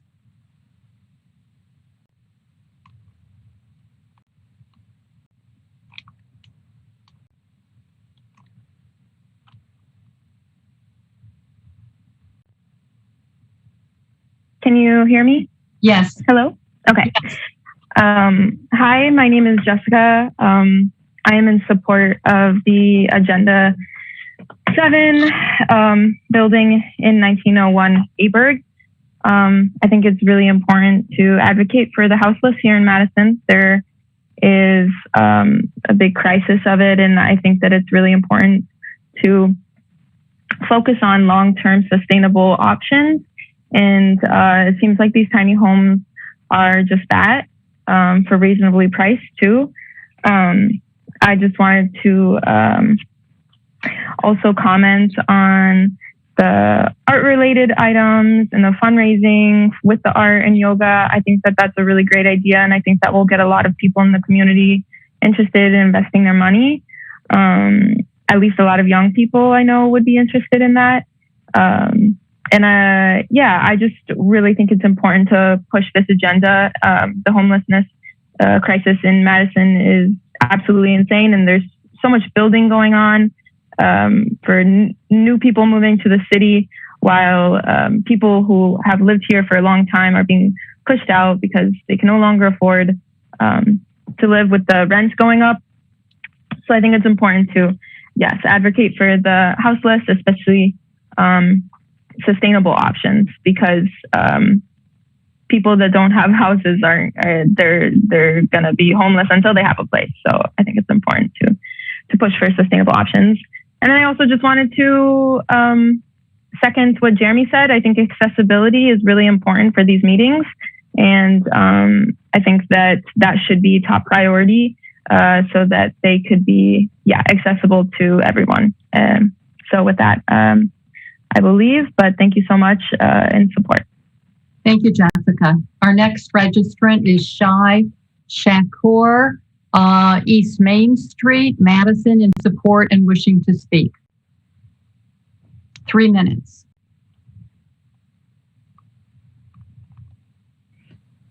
Chair, there is no person by that name in attendance. Okay, our next registrant is Gabriel Jenich, Commercial Avenue, Madison, in support and wishing to speak. Gabriella, you would have 3 minutes.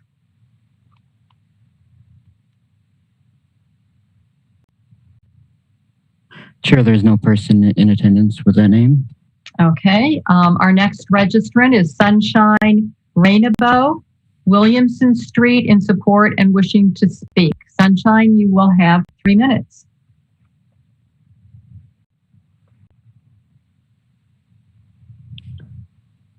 Chair, there is no person in attendance with that name. Okay, our next registrant is Abe Morick, West Doty Street, Madison, in support and wishing to speak.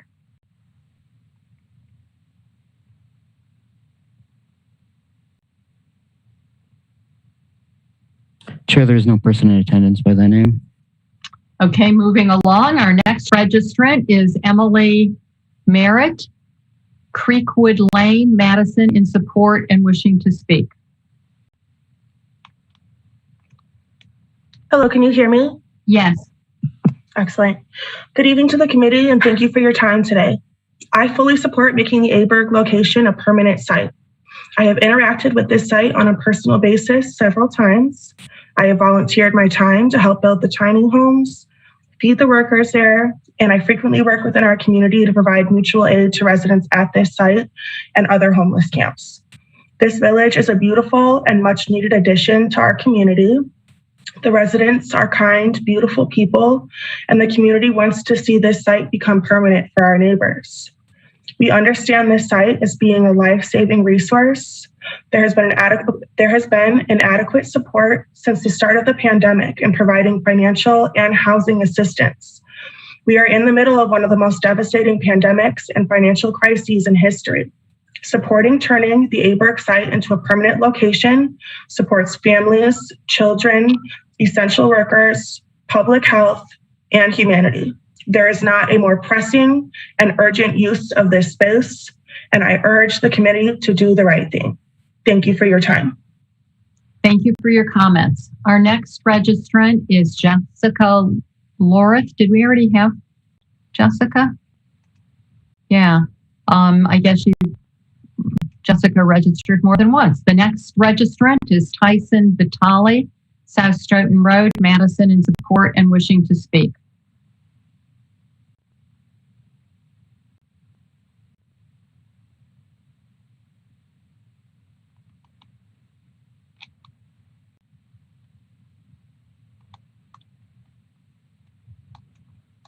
Hello?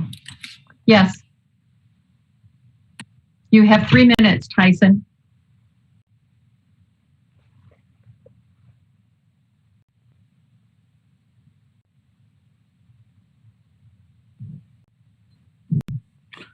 Tyson, you were unmuted, but you are muted again. You may have a prompt to unmute yourself.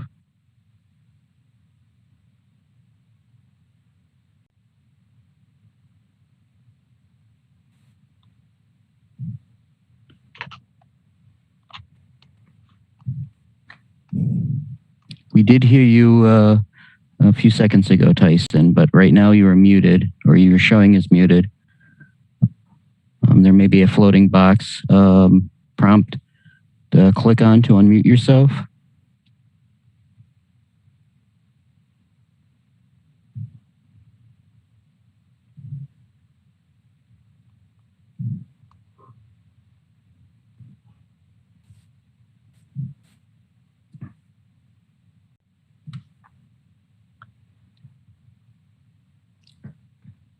Perhaps we can move on and then come back to Tyson Vitale, and hopefully Tyson will have figured out his unmute.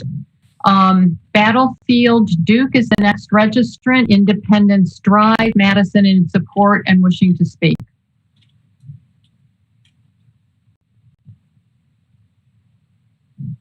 Chair, there is no person in attendance by that name. Our next registrant is Maya Masak, Superior Street, Madison, in support and wishing to speak.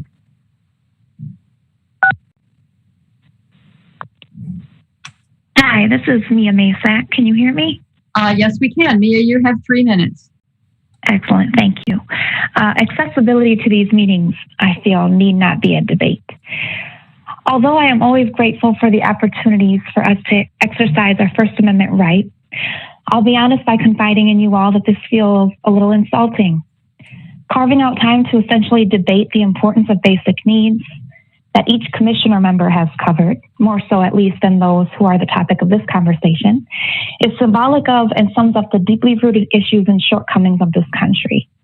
It is my belief housing is a human right, and no one person is more deserving or entitled to be looked out for and taken care of than the next. If we were to do anything other than honor the pre-existing and expand Aberg's tiny home complex, it's imperative to realize that we would be worsening the problem. It's unrighteous to dangle the potential solutions in front of the faces of those who need them, only to take it all away along with hope in the process. Contemplation of kicking individuals back out onto the streets come June is short-term thinking. Sure, the weather is to be more tolerable and freezing on the sidewalk won't be the immediate cause of distress. But if there's one guarantee in Wisconsin, winter is coming. So what then? Not our concern? Wrong. I personally contributed to these house building efforts because it's not possible to rely on the government to fix everything. So we as the collective came together and rose to the occasion by taking a small step forward toward alleviating our local crisis.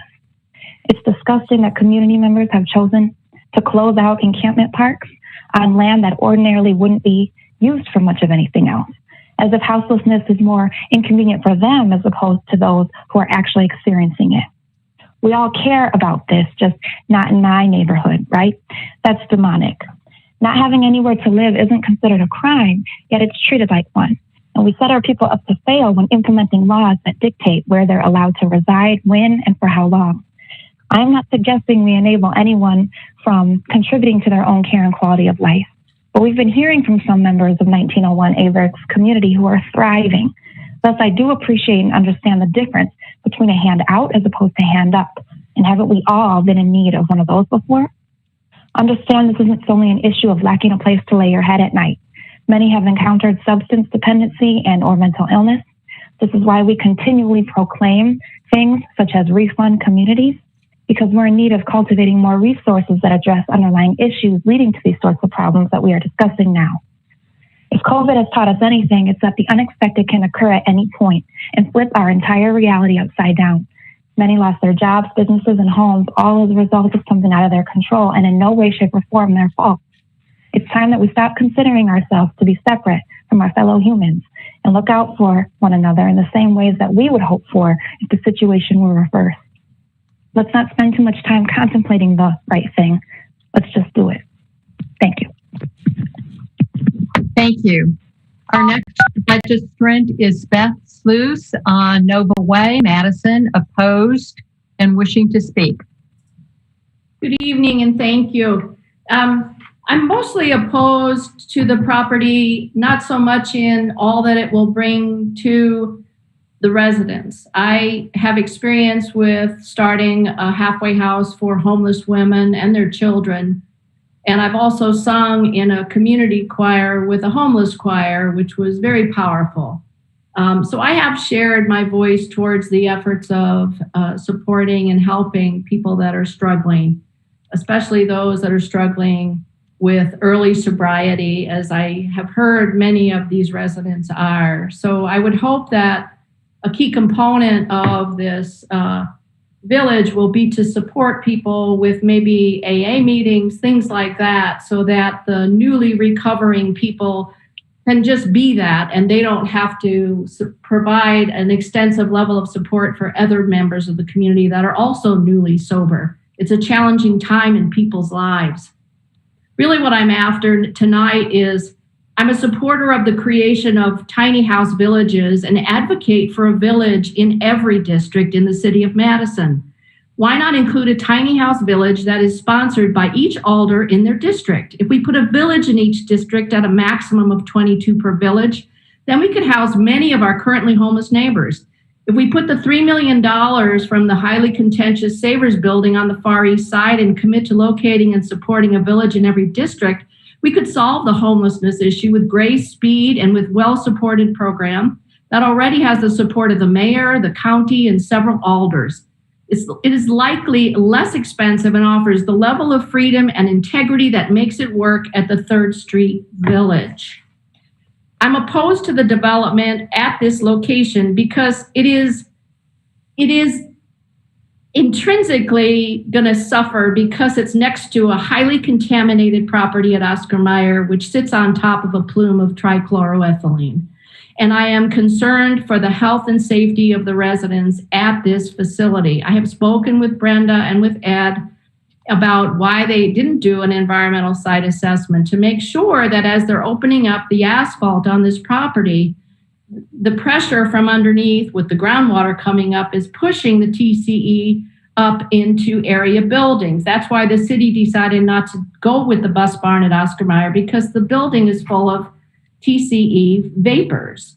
And in part, it was because the deal couldn't be cut quickly, but also because it would take a long time to clean up the contamination. So on behalf of the people living there, they deserve better than this. This is an environmental justice issue for all of the developments that are going on in that area. There's a plume under the Northgate Mall of TCE. Oscar Mayer is fraught with contamination, the likes of which we have yet to discover. There's contamination. Thank you for your testimony, Beth. That concludes your available time. The next registrant is Casey Zander, Aberg, Madison, support and wishing to speak, representing Occupy Madison. Casey?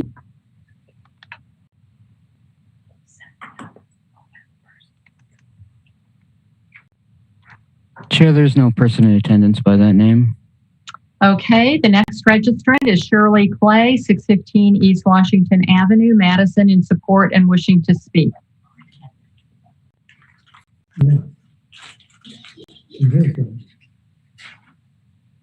Chair, there is no person in attendance by that name. Okay, the next registrant is Nico McGowan, Jennifer Street, in support and wishing to speak.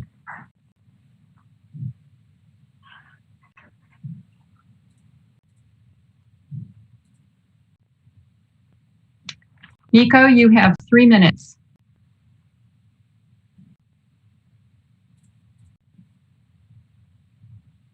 Hello, hello. Can you all hear me?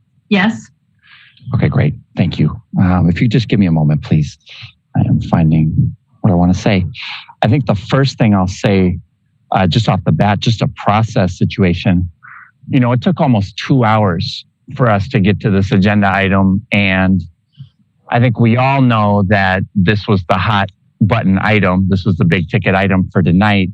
But to have to wait a couple hours, I know that had to contribute to a lot of the drop off in this portion of public participation. So I want to caution you all. I understand there's business to be done, but there's really no more important job for you all to do than to collect the voice of the people.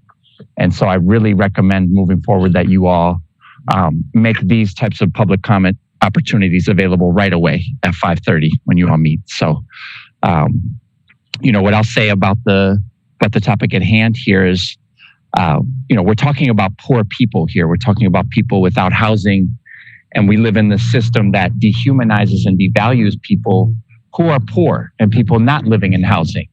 And so our implicit bias kind of takes us to this place of deficit where we feel the need to judge, to ridicule or design policies to keep people poor and keep shelter and housing options scarce and mostly unavailable in the city.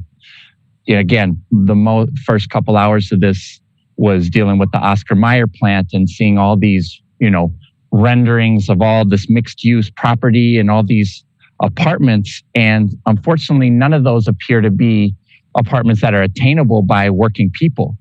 And so again, the gentrification project of the city continues, thus necessitating spaces like Aberg to need to be continued. And to take some wisdom from what the previous speaker said, this needs to be expanded in every district in the city. So don't stop your work tonight after passing this ordinance. I would say that when this system is designed to work the way that it does, like clearing encampments, as others have said, gentrifying our communities, murdering Tony Robinson, it's not surprising that the need arises for this to be institutionalized into our community. So our systemic logic that so many of us are colonized. Can you all hear me? Yes. Okay, my mom just tried to call me. Anyways, what I want to end on with you all is that this is stolen and occupied indigenous Ho-Chunk land. And we have the nerve to act like we can just ignore our duty and responsibility to one another. And so I believe that we should pass this. And I think that for every rezoning ordinance that we pass and for every market rate or luxury apartment we continue to build, how many tiny homes are we building and funding to balance all of this out? How many vacant apartments, especially all the newer ones you all have bent over backwards for, are we housing folks in? How many landlords are we holding accountable for their slumlord practices that also launch people into housing insecurity? What are we going to do about rent freezes? Your available time. Our next registrant is Alexandra Wilburn, East Gorham Street, Madison, in support and wishing to speak. Hello, can you hear me? Yes, you have 3 minutes, Alex. Thank you. I'd like to start how I usually start in meetings by saying that I think that it is posing a risk to the people that speak at these meetings when you say any part of our address. Personally, I think just city would be enough.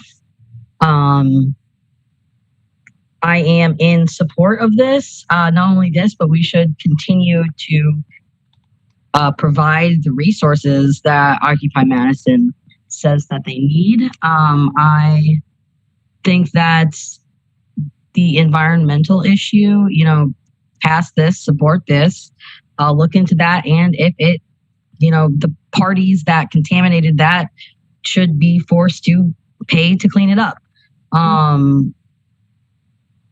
I urge everyone on this committee to continue thinking outside of the fallback practices of city government, which is thinking that the shelter model is the model to go. Emergency shelters don't provide the safety or security or programs. If you're looking for money, we can start by defunding the police, starting with the several $100,000 that goes to the narcotics units every month, ending mounted police, ending the canine dog units. You can all start getting money there. I urge everyone on this, whoever is listening, especially the people in positions of power, to email and call the district attorney and urge him to reopen the case against Matt Kenny and charge him with murder for murdering Tony Robinson Jr. Thank you very much. I yield the rest of my time. Thank you. Our next, we don't have anyone else registered who wishes to speak. And the next registrant is Hal Impearl, South Hancock Street, in support, not wishing to speak, but available to answer questions.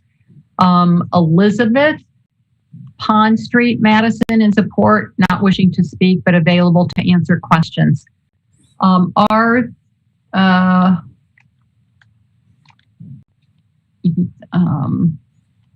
So our technical facilitator, did you want to say something?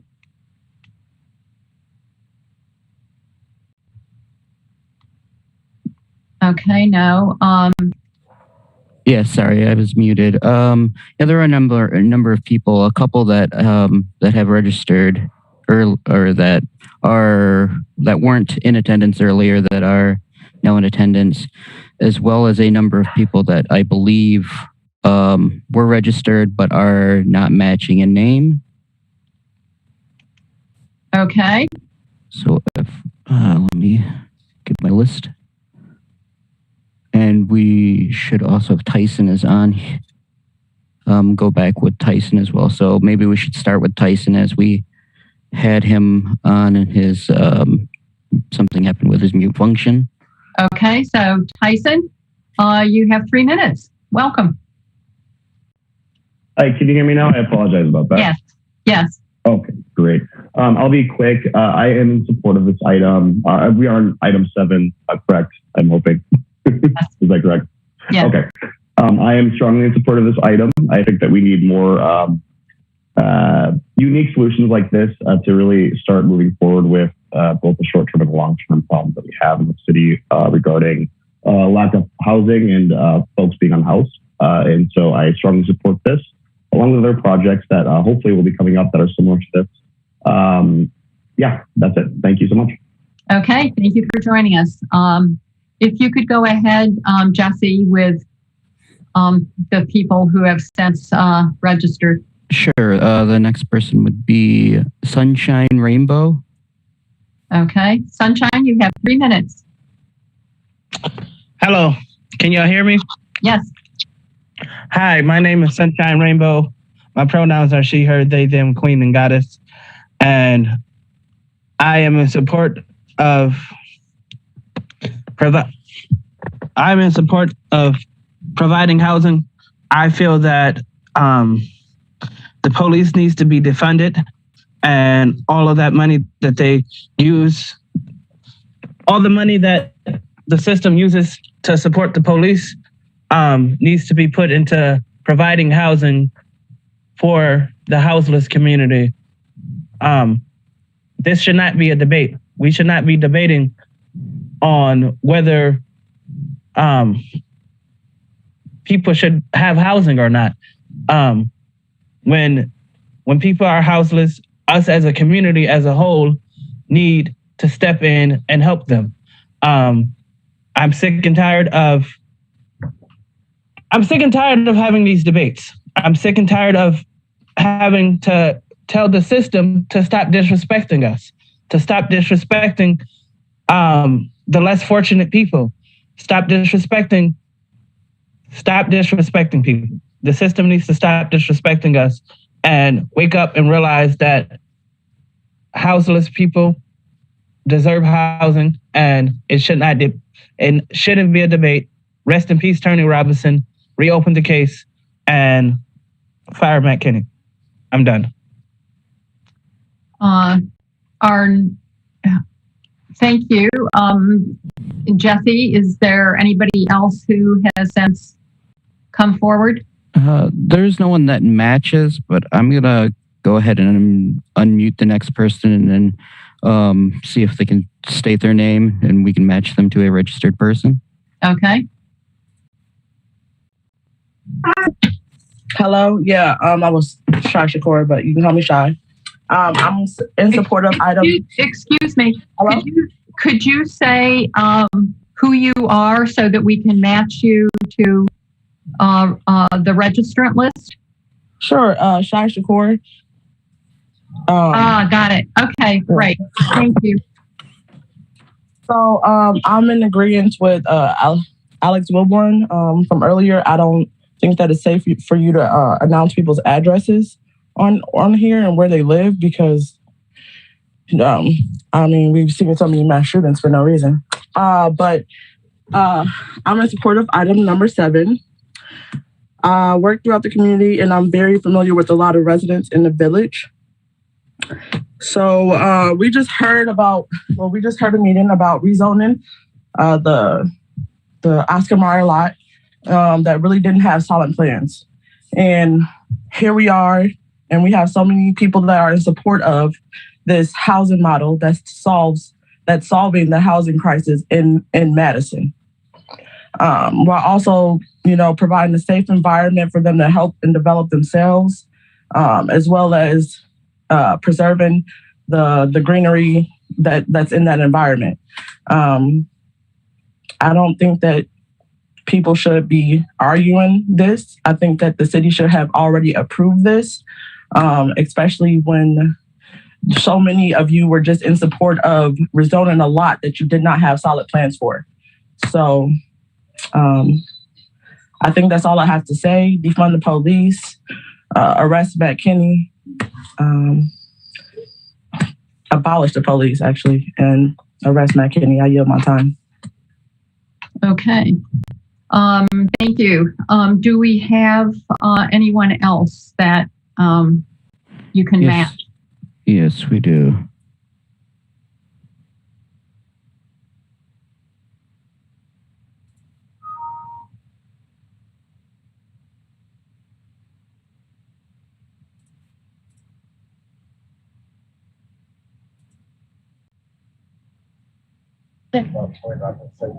So, Adrian Mason? Yes, I got Casey right next to me, Casey Zander. Okay, so Casey, go ahead, please. You have 3 minutes. Hi, my name is Casey Zander, and I'm a resident of 1901 Aberg. And I'm also a visionary of Recreate, Ousting Addictions with Artistic Expression, Holistic Modalities, and Journeys into the Wilderness. So it's been really great to do some of my practices here inside the village, getting to know the residents. And we've been doing yoga in the mornings, which has been really nice. And community bike rides, see the sunset. We've been picking up garbage for fun.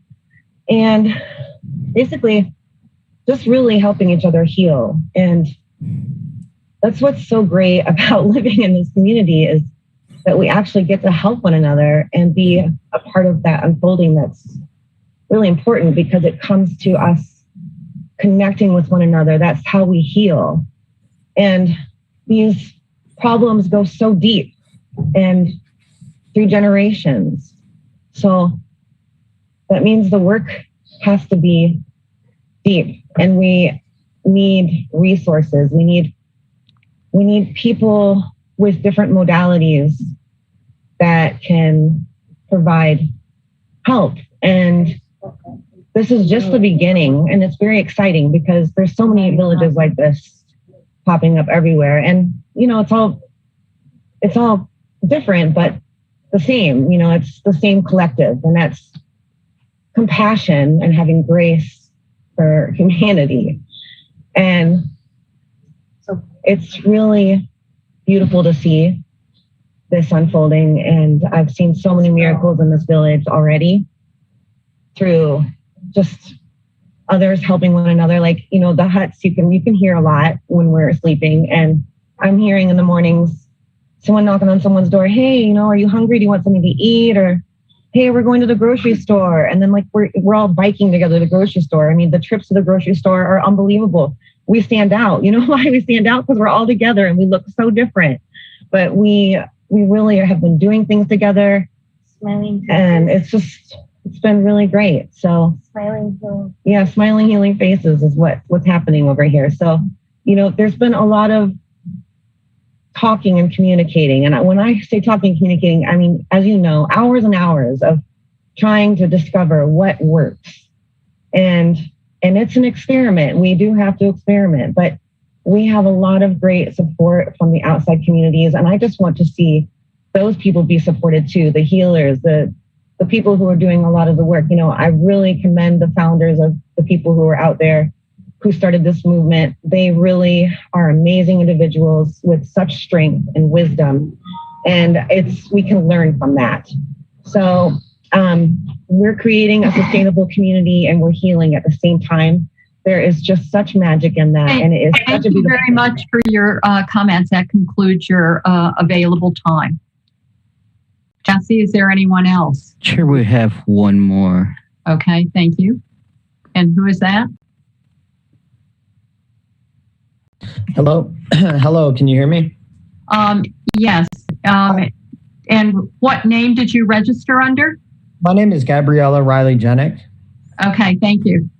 Hello, I'm a Madison resident, and I recently read that Madison spent $24 million last year funding hotel rooms for our houseless population. In this same article, it was showing that we could spend $9 million, which would permanently house our considerably small houseless population here in Madison. You have to ask, why are we putting folks in hotels, yet permanent housing is off the table, especially with the savings involved in doing so? I'm in support of item 7, showing compassion and providing more permanent housing for our houseless population would only strengthen our community. The other alternative, removing the small home site, only perpetuates the harm and suffering that this community is constantly up against. When we say we don't want to house the houseless, we're also saying we support spending on police, sending these folks to jail, having them cold and on the streets, and the outrageous cost that accompanies such callousness. Please zone this site in order to help our community members who need support and compassion. I also just want to, mention that the money that we could spend on this site, that's spent on the police. The police only, escalate situations, and we've seen that leads to jail and prison. And the jail and prison population right now is surging, and in the midst of a global pandemic. There's so many other ways that we could go about helping this community, diverting them from jails and prisons, and getting them the help that they desperately need. It's on us. Let's do it. I yield my time. Thank you. Chair, we have one more. Okay, and who is that, please? It is Markeith Williams Lawrence. Okay. Please go ahead, Markeith. You have 3 minutes. Can you hear me? Yes. Okay, thank the Lord Jesus, because before y'all could not. Okay. I said, on days such as this, I find myself utterly confused. We gather here to decide whether our homeless community deserves permanent housing. Is this an opposite to patriotism? On any given night, almost 540,000 people in America alone will experience not having a home. According to this balance of the state continuum located in Wisconsin, over 18,000 people here have went through this ordeal in 2016. 48% of these were families, 342 households. If we are placing an intersectional lens on this issue, then we know that people of color, the LGBT community, and disabled people will be affected at a higher rate, such as the 40% of the homeless population who is homeless right now, or the 29% with the mental illness. These people are more susceptible to COVID-19, lacking the proper PPE, and in general can benefit from being able to socially distance if they do please while they're in the midst of a pandemic. Lastly, our community has spent countless hours, gathered resources, and formed a camaraderie. I believe we have a duty to ensure as many people have a functioning, healthy life. And permanent support, item number 7. The same people who will scoff at the idea of helping foreign countries under the idea that we should be building our own community are sometimes the same to oppose a bill such as this.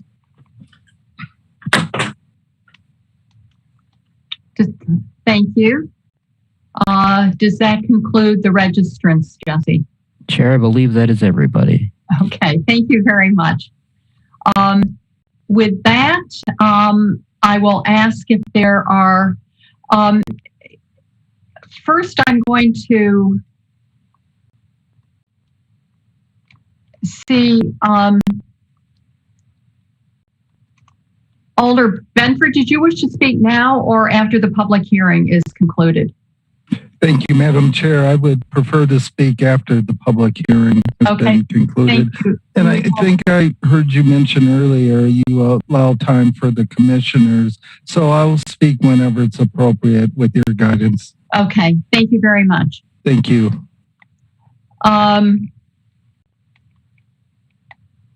And I'm going to assume that Alder Abbas also will speak after the public hearing, unless you raise your hand again, wishing to speak now. Okay. Are there questions of any of the registrants? Alder Heck. Thank you, Chair. My comments or my questions are probably for Brenda Conkle, assuming she's still on the call. She mentioned a few things. Brenda, you mentioned a few things, and I just want to make sure I understand what you were saying. I guess there were 4 items I wanted to ask about. You mentioned you were concerned about potentially there being a conflict if you were to have art classes or displays as well as yoga classes. Did you think that maybe the permitted uses didn't address that?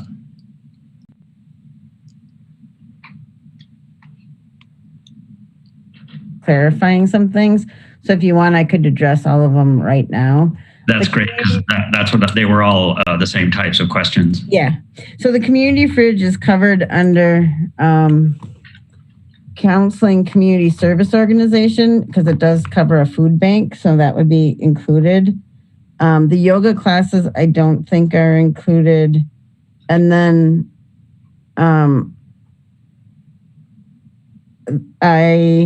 the computer and bike repair, I don't think is covered. And then art class, we had asked for artisan workshop, and I think that didn't get included as well. Okay, and can you I'll ask staff about this later, but are those activities for people that are generally living in the village, or is it for people from the outside too, potentially? I just kind of want to understand the scale of it. I think the art and yoga could potentially be for people outside and on the community fridge. The computer, bike repair, artisan workshop, those are more like, if we want to do candle making and sell them in our store at 304, or, income generating things that people that the village can do in order to raise funds for our organization. Okay, that makes sense. Thanks. And then you mentioned that you preferred that the village be self-regulating with respect to alcohol and drugs. I mean, since weed is now legalized, I guess that falls under drugs, and that wouldn't be allowed as it's currently written. Did you say that the other village is self-regulating with regard to those? Yeah, we don't have that restriction in our zoning at the other village. Okay. Thank you. I think those are all my questions. Thanks. Thanks. Thank you, Alder. Are there other questions of the registrants? Are there any other questions of the registrants?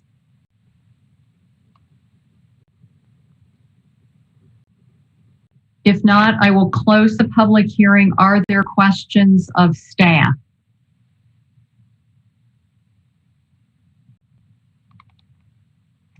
Alder Heck. Thank you. These are probably for Matt Tucker, maybe? I'm not sure. It could be a combination of staff related to some of the things that we were just talking about. I wondered if Matt Tucker or Tim Parks, I see a couple of hands, might have some thoughts on those and where we could or couldn't squeeze those uses in. Okay, I've unmuted both Matt Tucker and Tim Parks, so whoever is appropriate, go ahead.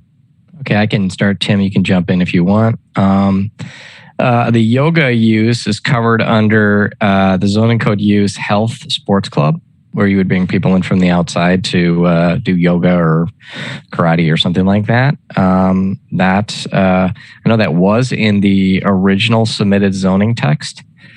Brenda mentioned that they're calling it a community fridge, which is kind of a hot thing, I guess now, but that's covered under counseling and community service organization. Those words, food bank, are included, which is a community fridge is a type of a food bank. Bike and computer repair is a listed use or under the general guise of service business. That was listed in their zoning text. What was the last one? Or was that it? Artisan workshop.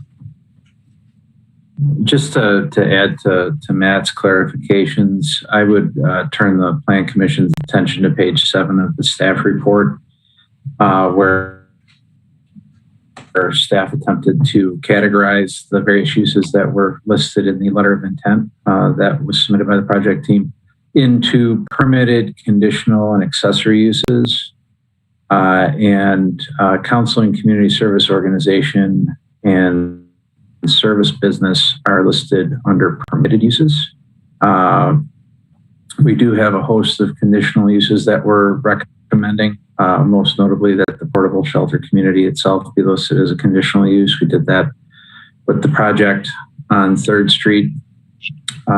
Also Mission House, which I believe covers a few other things that Brenda mentioned in an email to staff over the week.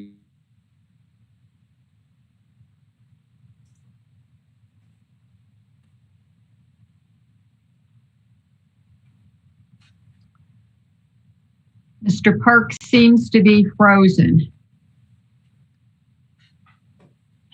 Mr. Parks, you may want to turn off your video because you're freezing up. Maybe that will help and just go with the audio. Can you hear me now? Yes. Okay. Sorry about that. One just never knows where I left off. Does anybody know where I left off? You mentioned you had received communicated via email this week. Thank you. Yes, Artisan Workshop was included in accessory uses, primarily because we viewed that as something that would be, frankly, accessory to the portable shelter community. It wouldn't ordinarily be an accessory use. I mean, that's something that would be permitted or conditional depending on a conventional zoning district. But because this is a planned district and we can write a zoning text specifically contoured to the project. We propose to stick it as accessory to the portable shelter community, which is the primary use of the property.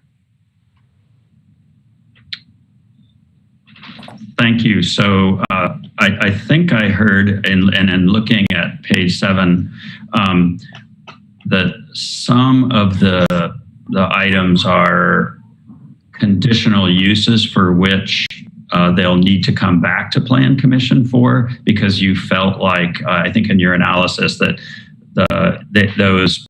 some of those uses needed to be fleshed out more before you were willing to go ahead and make them permitted uses in this planned development district. Is that right?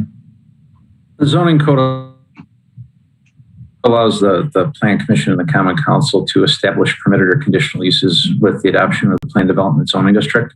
And so with this approval tonight, it's our opinion that would be enough to establish those as conditional uses. What's shown on the plans, what's listed in the materials that are before the Plan Commission this evening. In order to add those other uses that are not enumerated so far, they would have to amend the Plan Development District. That could go all various levels, minor alteration by the director, Plan Commission approval, or a major amendment to the Plan Development District. And really for some of the uses, recreation, neighborhood community center, yoga studio, physical fitness, whatever they call it. We just, for the public to come to the site for that, for something to be, exterior or external to the portable shelter community, I think we would just need to see, like we would anywhere in the city, whether or not that's going to work on the site, whether there's enough automobile or bicycle parking for folks coming to the site specifically for some of those uses. So we propose that they be, brought back later on as a conditional use if they're not going to be introduced right away with the plans approved tonight and at the time of permit issuance. And could you remind us when something is eligible to be done as a minor alt versus having to come to Plan Commission? Well, that's a judgment call by the district alder and the director of the planning division. Someone will submit a request for an alteration, and those two individuals working together, basically the zoning code says that they have to basically be in agreement. So if the district alder and the planning division director or designee agree that it can be handled as a minor alteration, then it would be. If they don't agree for whatever reason, then it would go through a more formal process, Plan Commission, potentially if it's a major change to the Plan Development District, back through the Plan Commission and ultimately the Common Council. Thank you. That was helpful. I have one more question. I don't know if any staff will be interested in answering this. Do any staff members have input on the alcohol and drug concern that was brought up? The only reason that was included in those stipulations, I believe that's condition 7, was that is in the resolution that governs the temporary facility now. And really in drafting that condition, and I'll take the credit or the blame or both, it was just really to carry those forward because otherwise all of those requirements would have ended on June 1st. And because agencies like the police department, the fire department, community development division, building inspection, others provided feedback for the emergency authorization last fall, that allowed the facility to get going under that temporary authorization. Just to carry those things forward. And as I was, pulling those from the resolution, which is attached to the legislative file for the rezoning request, if the Plan Commission cared to reference it, that even though it seemed pretty in the face, I didn't feel like it was necessarily my place to not include it. I don't personally have a position one way or another whether or not the Plan Commission's recommendation tonight includes it or not. And just for those scoring along at home, it's 7M on the top of page 9. Thank you. It looks like Heather has something to add. Just briefly, yeah, I think Tim alluded to this, but that is something that the Plan Commission could make a recommendation to change. So to remove that condition, if the commission would like to maintain consistency with the other Occupy Madison site and the conditions therein, the commission tonight could certainly recommend removal of that condition. Thank you. Those are all my questions for staff. Thank you, Alder.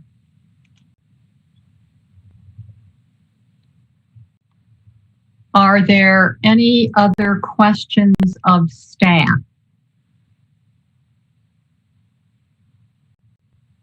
If there are no other questions of staff, I would be looking for a motion and discussion.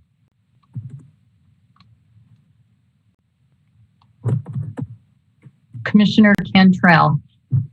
Yes, I will recommend that the Plan Commission forward the zoning map amendment, rezoning 901 Aberg Avenue from IL to PD, and approving the general development plan and specific implementation plan to the Common Council with the recommendation of approval.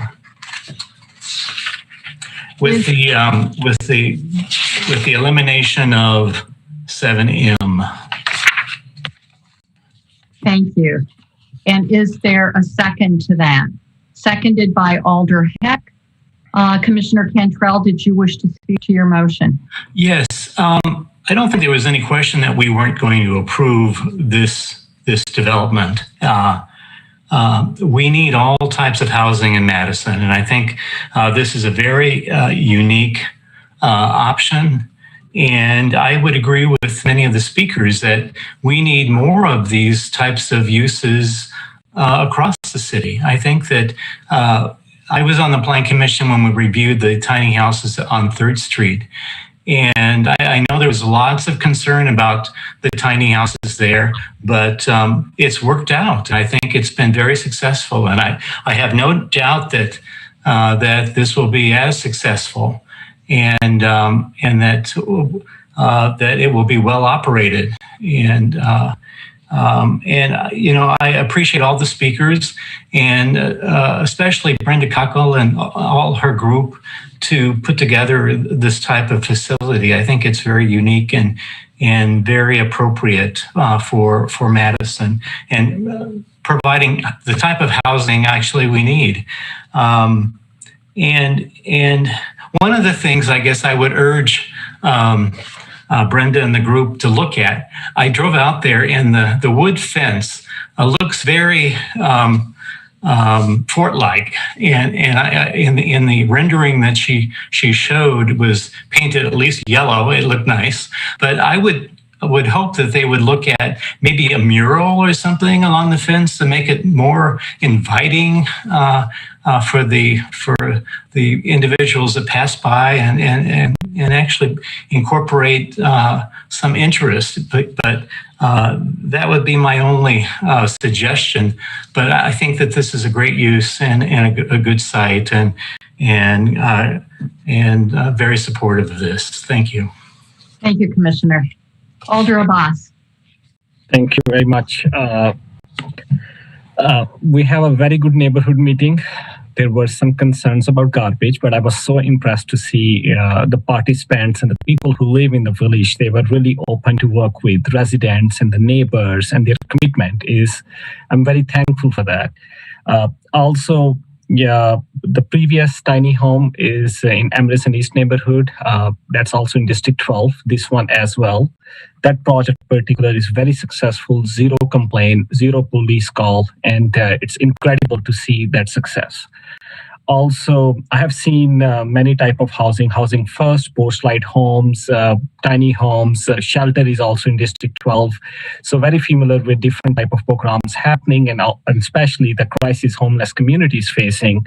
The underlying issue is we need more housing. That's what the problem is. We need more housing. Recently, you saw a press conference from the Dane County executive allocating $13 million to create a bridge between hotels to housing.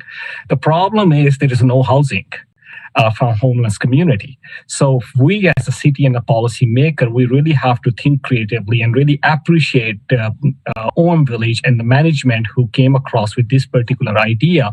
And I absolutely wholeheartedly agree we need to create those things across the city.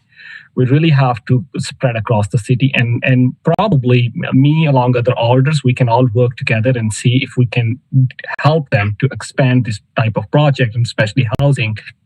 Also, many people at shelters are also important. They're an important part of the bigger scheme of the team. But besides shelters, many people in the shelter, they don't want to sleep.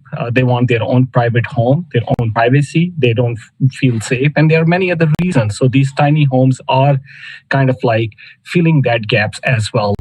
And also, when I went to Tiny Home Village and Brenda gave me the whole tour, it was incredible to see people make those tiny village as their own home, and they are not homeless anymore. They have a house, and it creates a beautiful character outside. I will encourage everyone to go and visit it. Outside, they put beautiful pictures, sculptures. It's just very welcoming, and it feels great to be there and see people being happy and utilize. Probably in future, we might see some sort of services challenges, but I do think so. Together, we can all build a society which provide opportunities for everyone, including housing. So I thank you very much for this motion to approve, and I appreciate all the participants who came today and speak in the favor of the shelter. So thank you all. Thank you for being here and speaking, Alder.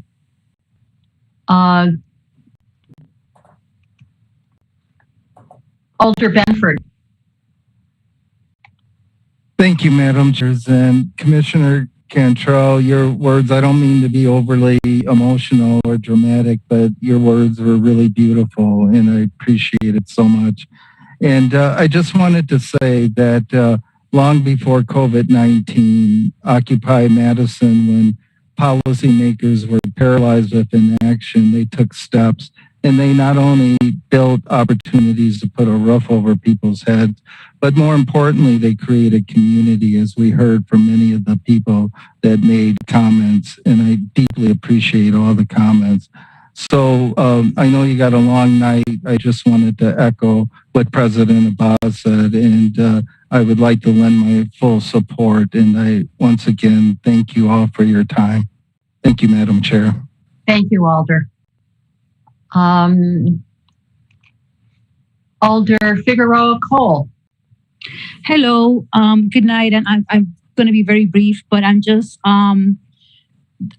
adding to the list of the thank yous for all the effort put into this particular resolution. Looking forward to fully support it when it gets to council. And like President Abbas says, this is just one way of helping this community along with the shelter. So it really brings me a lot of joy that we are as leaders are taking serious the issues of those that are more marginalized on this community, including cases like the tiny houses and the upcoming vote for the shelter. So hopefully we can continue to really put those populations in front of the line and deal with those issues that so heavily impact them. So looking forward to get these completed as soon as possible. And thank you for letting me speak. Have a good night. Thank you for being here. that, I don't see any other raised hands. Are there any other comments?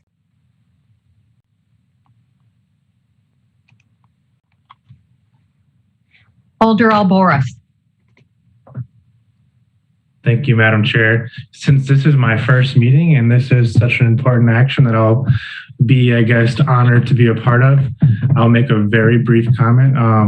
I've said it before and I will always say it, is that the way in which we sort of set policy and direction and support for some of our most vulnerable and marginalized populations is really sort of a testament as to who we are as a city and what we value, and displays our values. So I think that this action tonight is one of those. So I am deeply supportive of this and would encourage colleagues on the commission to vote in such a way. Thank you, Madam Chair.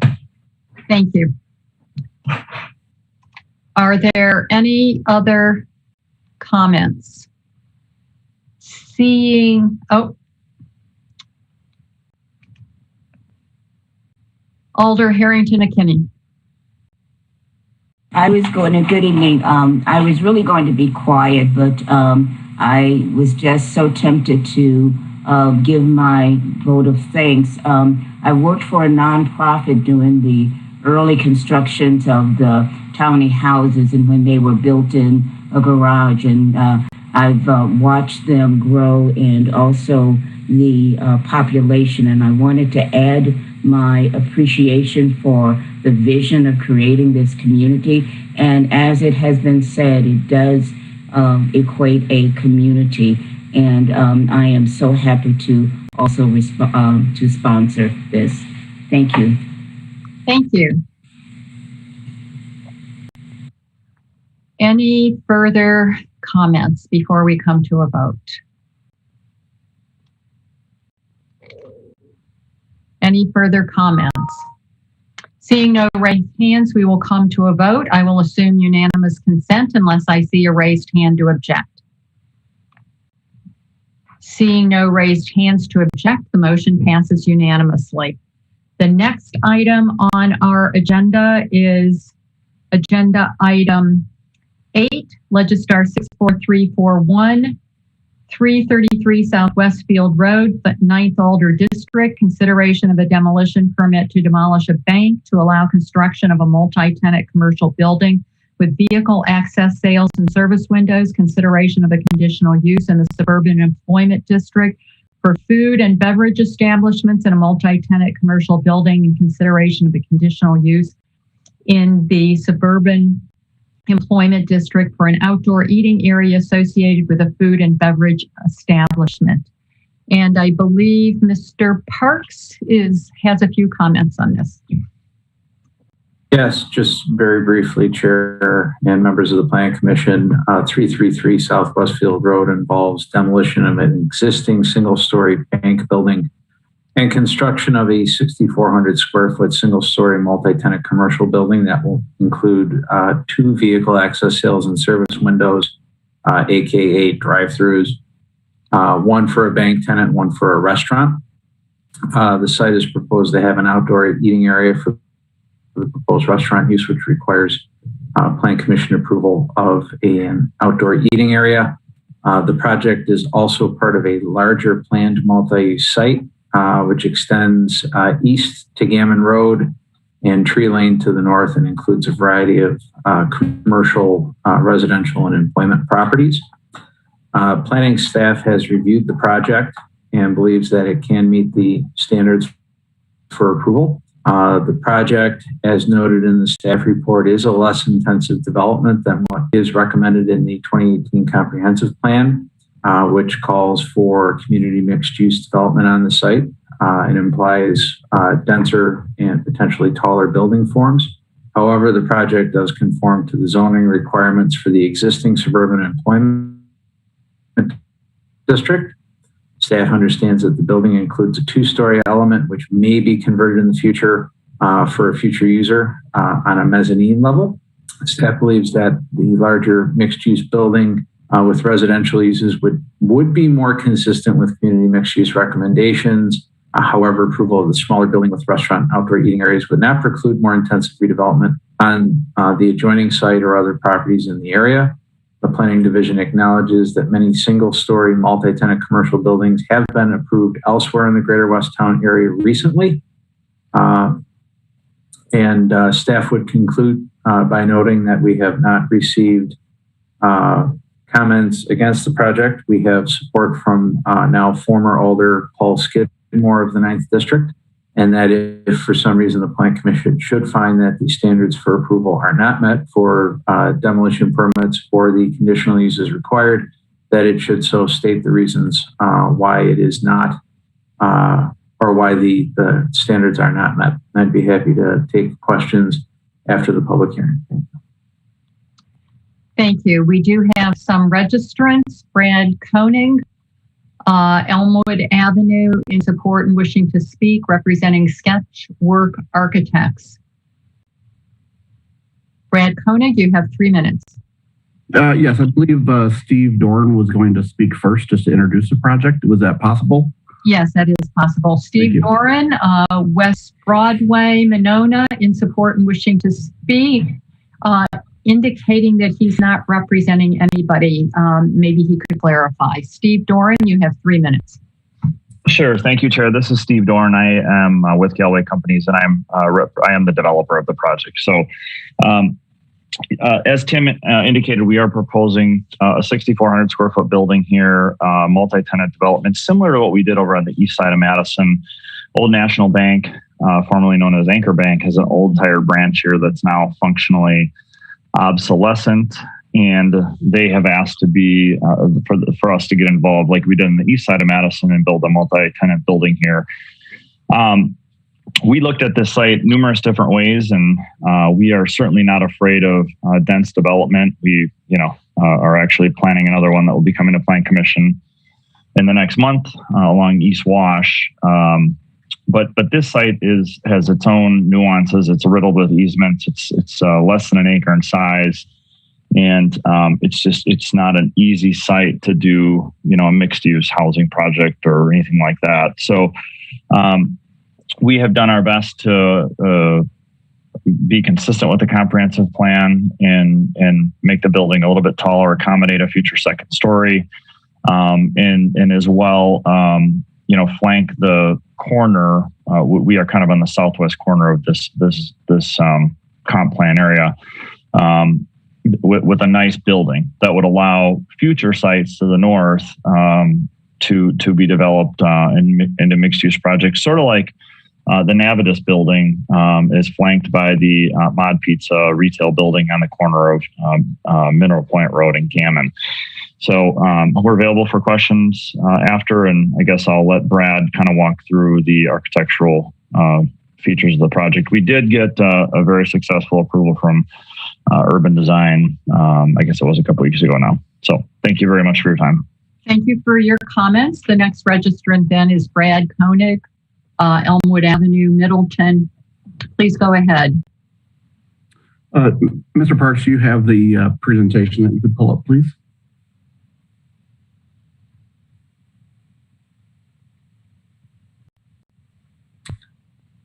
And we can start by going to the, the next slide. This is an overall, this is the site of the zoning, which is SE Suburban Employment. And as you can tell, and as Mr. Parks mentioned, this is part of a planned multi-use site. So the pink area designated there, which includes Mineral Point Road and the corner of Gammon Road.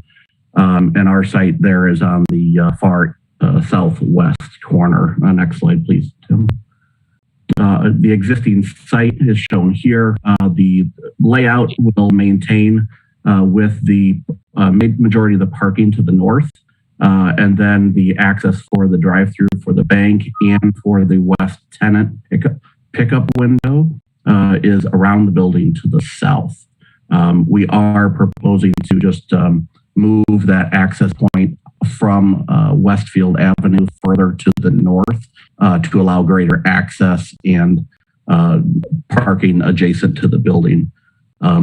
Existing building that will be proposed to be removed It's pretty straightforward. This is a fairly unassuming building that does not meet the current needs of Old National Bank.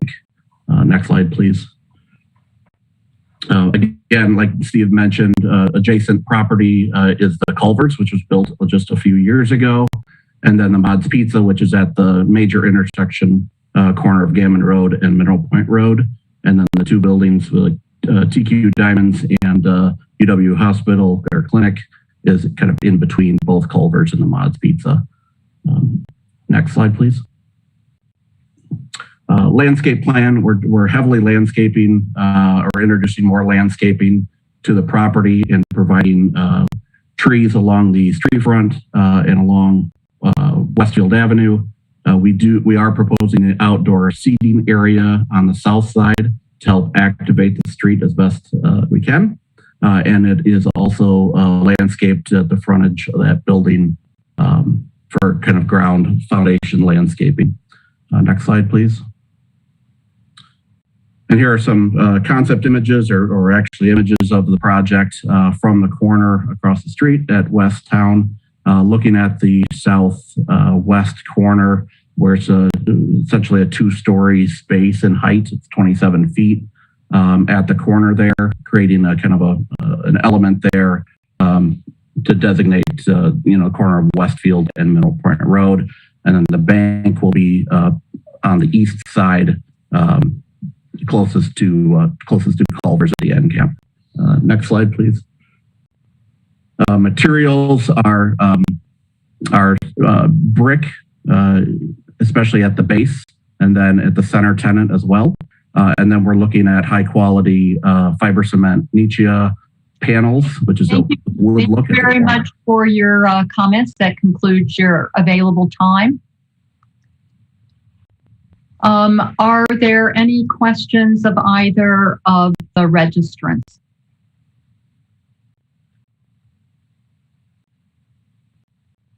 Seeing no raised hands, I will close the public hearing. Are there questions of staff?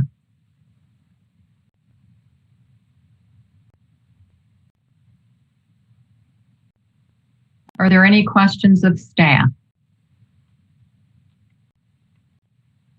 Seeing none, I would be looking for a motion. Commissioner Cantrell.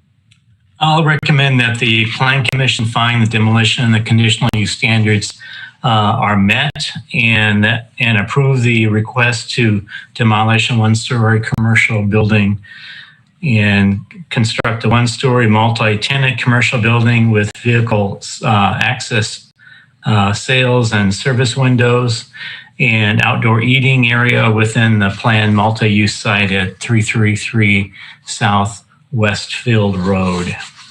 Thank you. Is there a second? Seconded by Commissioner Solheim.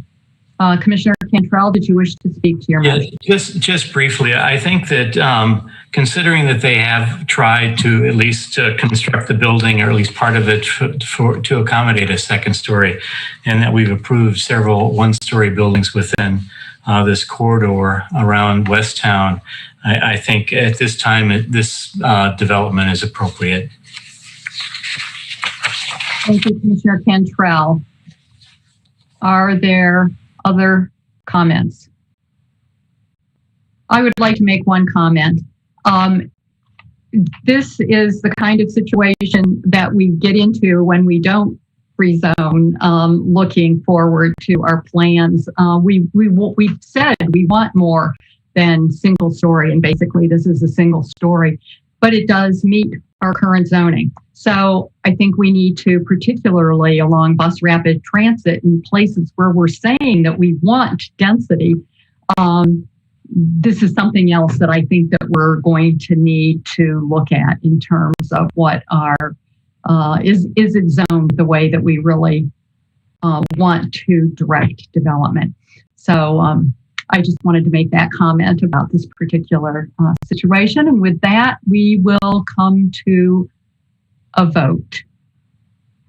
And I will assume unanimous consent unless I see a raised hand to object. Seeing no raised hands, the motion passes unanimously.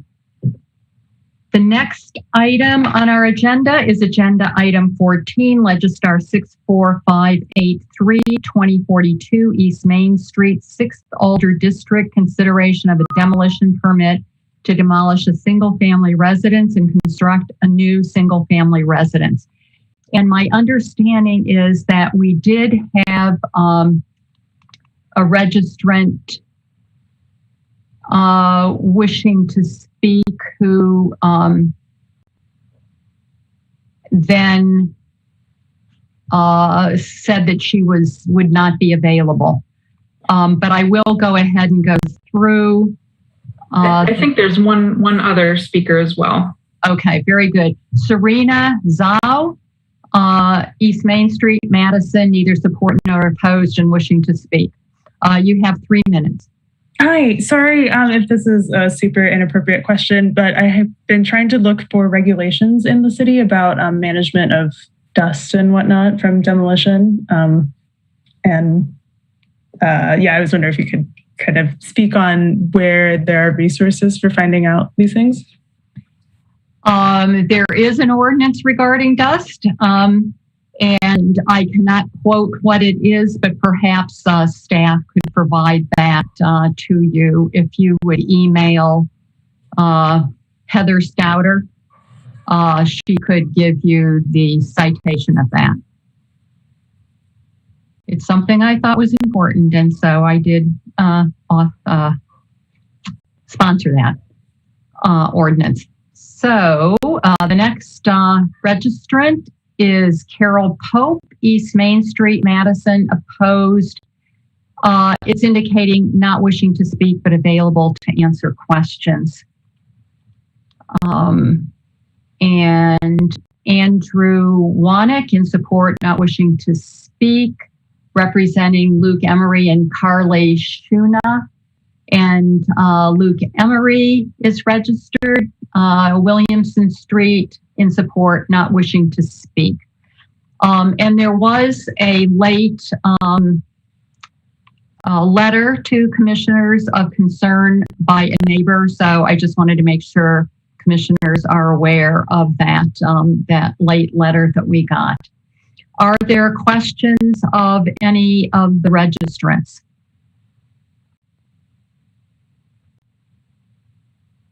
Seeing no raised hands, I will close the public hearing. Are there questions of staff? And Ms. Stouter had indicated that she or Mr. Parks would be available for questions on this if there are. Seeing no raised hands, I would be looking for a motion. Commissioner Cantrell. Sure. I'll recommend that the Plan Commission find the standards for demolition and removal are met and approve the request to demolish an existing single-family residence and construct a new single-family residence at 2042 East Main Street. Thank you. Is there a second? Seconded by Commissioner Solheim. Commissioner Cantrell, did you wish to speak to your motion? Just briefly, this is certainly a unique house for this kind of traditional neighborhood, but I think that having some variation in housing types, architecture is quite appropriate. I'd like to see more of it, actually. Thank you. I love the orientation to take advantage of the solar. Okay, with that then, are there any other comments? Seeing no raised hands, we'll come to a vote, and I will assume unanimous consent unless I see a raised hand to object. Seeing no raised hands, the motion passes unanimously. Next item is business by members. Any business by members? Seeing no raised hands, we'll go to the Secretary's report. Heather. Thank you, Chair Zellers. I'll just mention a couple things. On the May 10th meeting, we'll have the proposed 10-story mixed-use building with 200 plus apartments at West Wilson and Henry Street downtown. And also the 4205 Portage Road rezoning. And then looking forward to May 24th, the one I'll mention is first on the list there, 12 North View Street, demolition of a portion of a building and an addition with commercial spaces and 8 apartments. And then I did want to mention again our special meeting of May 13th. It's going to be on a Thursday from 5 to 8. We'll make every effort to make that fit within that 5 o'clock to 8 o'clock time period. And the focus of that will be the return of transportation demand management. And we'll have now former Plan Commissioner Eric Sundquist joining us at that meeting as a special guest, as he had spent quite a bit of time working on this draft ordinance. And so we'll look forward to seeing you all in May. Thank you so much and have a great evening. Thank you. Any other announcements? If not, I would be looking for a motion to adjourn, moved by Commissioner Cantrell. Is there a second? Seconded by Alder Lemmer. We will come to a vote, and I will assume unanimous consent unless I see a raised hand to object. Seeing no raised hands, have a good rest of your evening, everyone. Good to see you. Take care.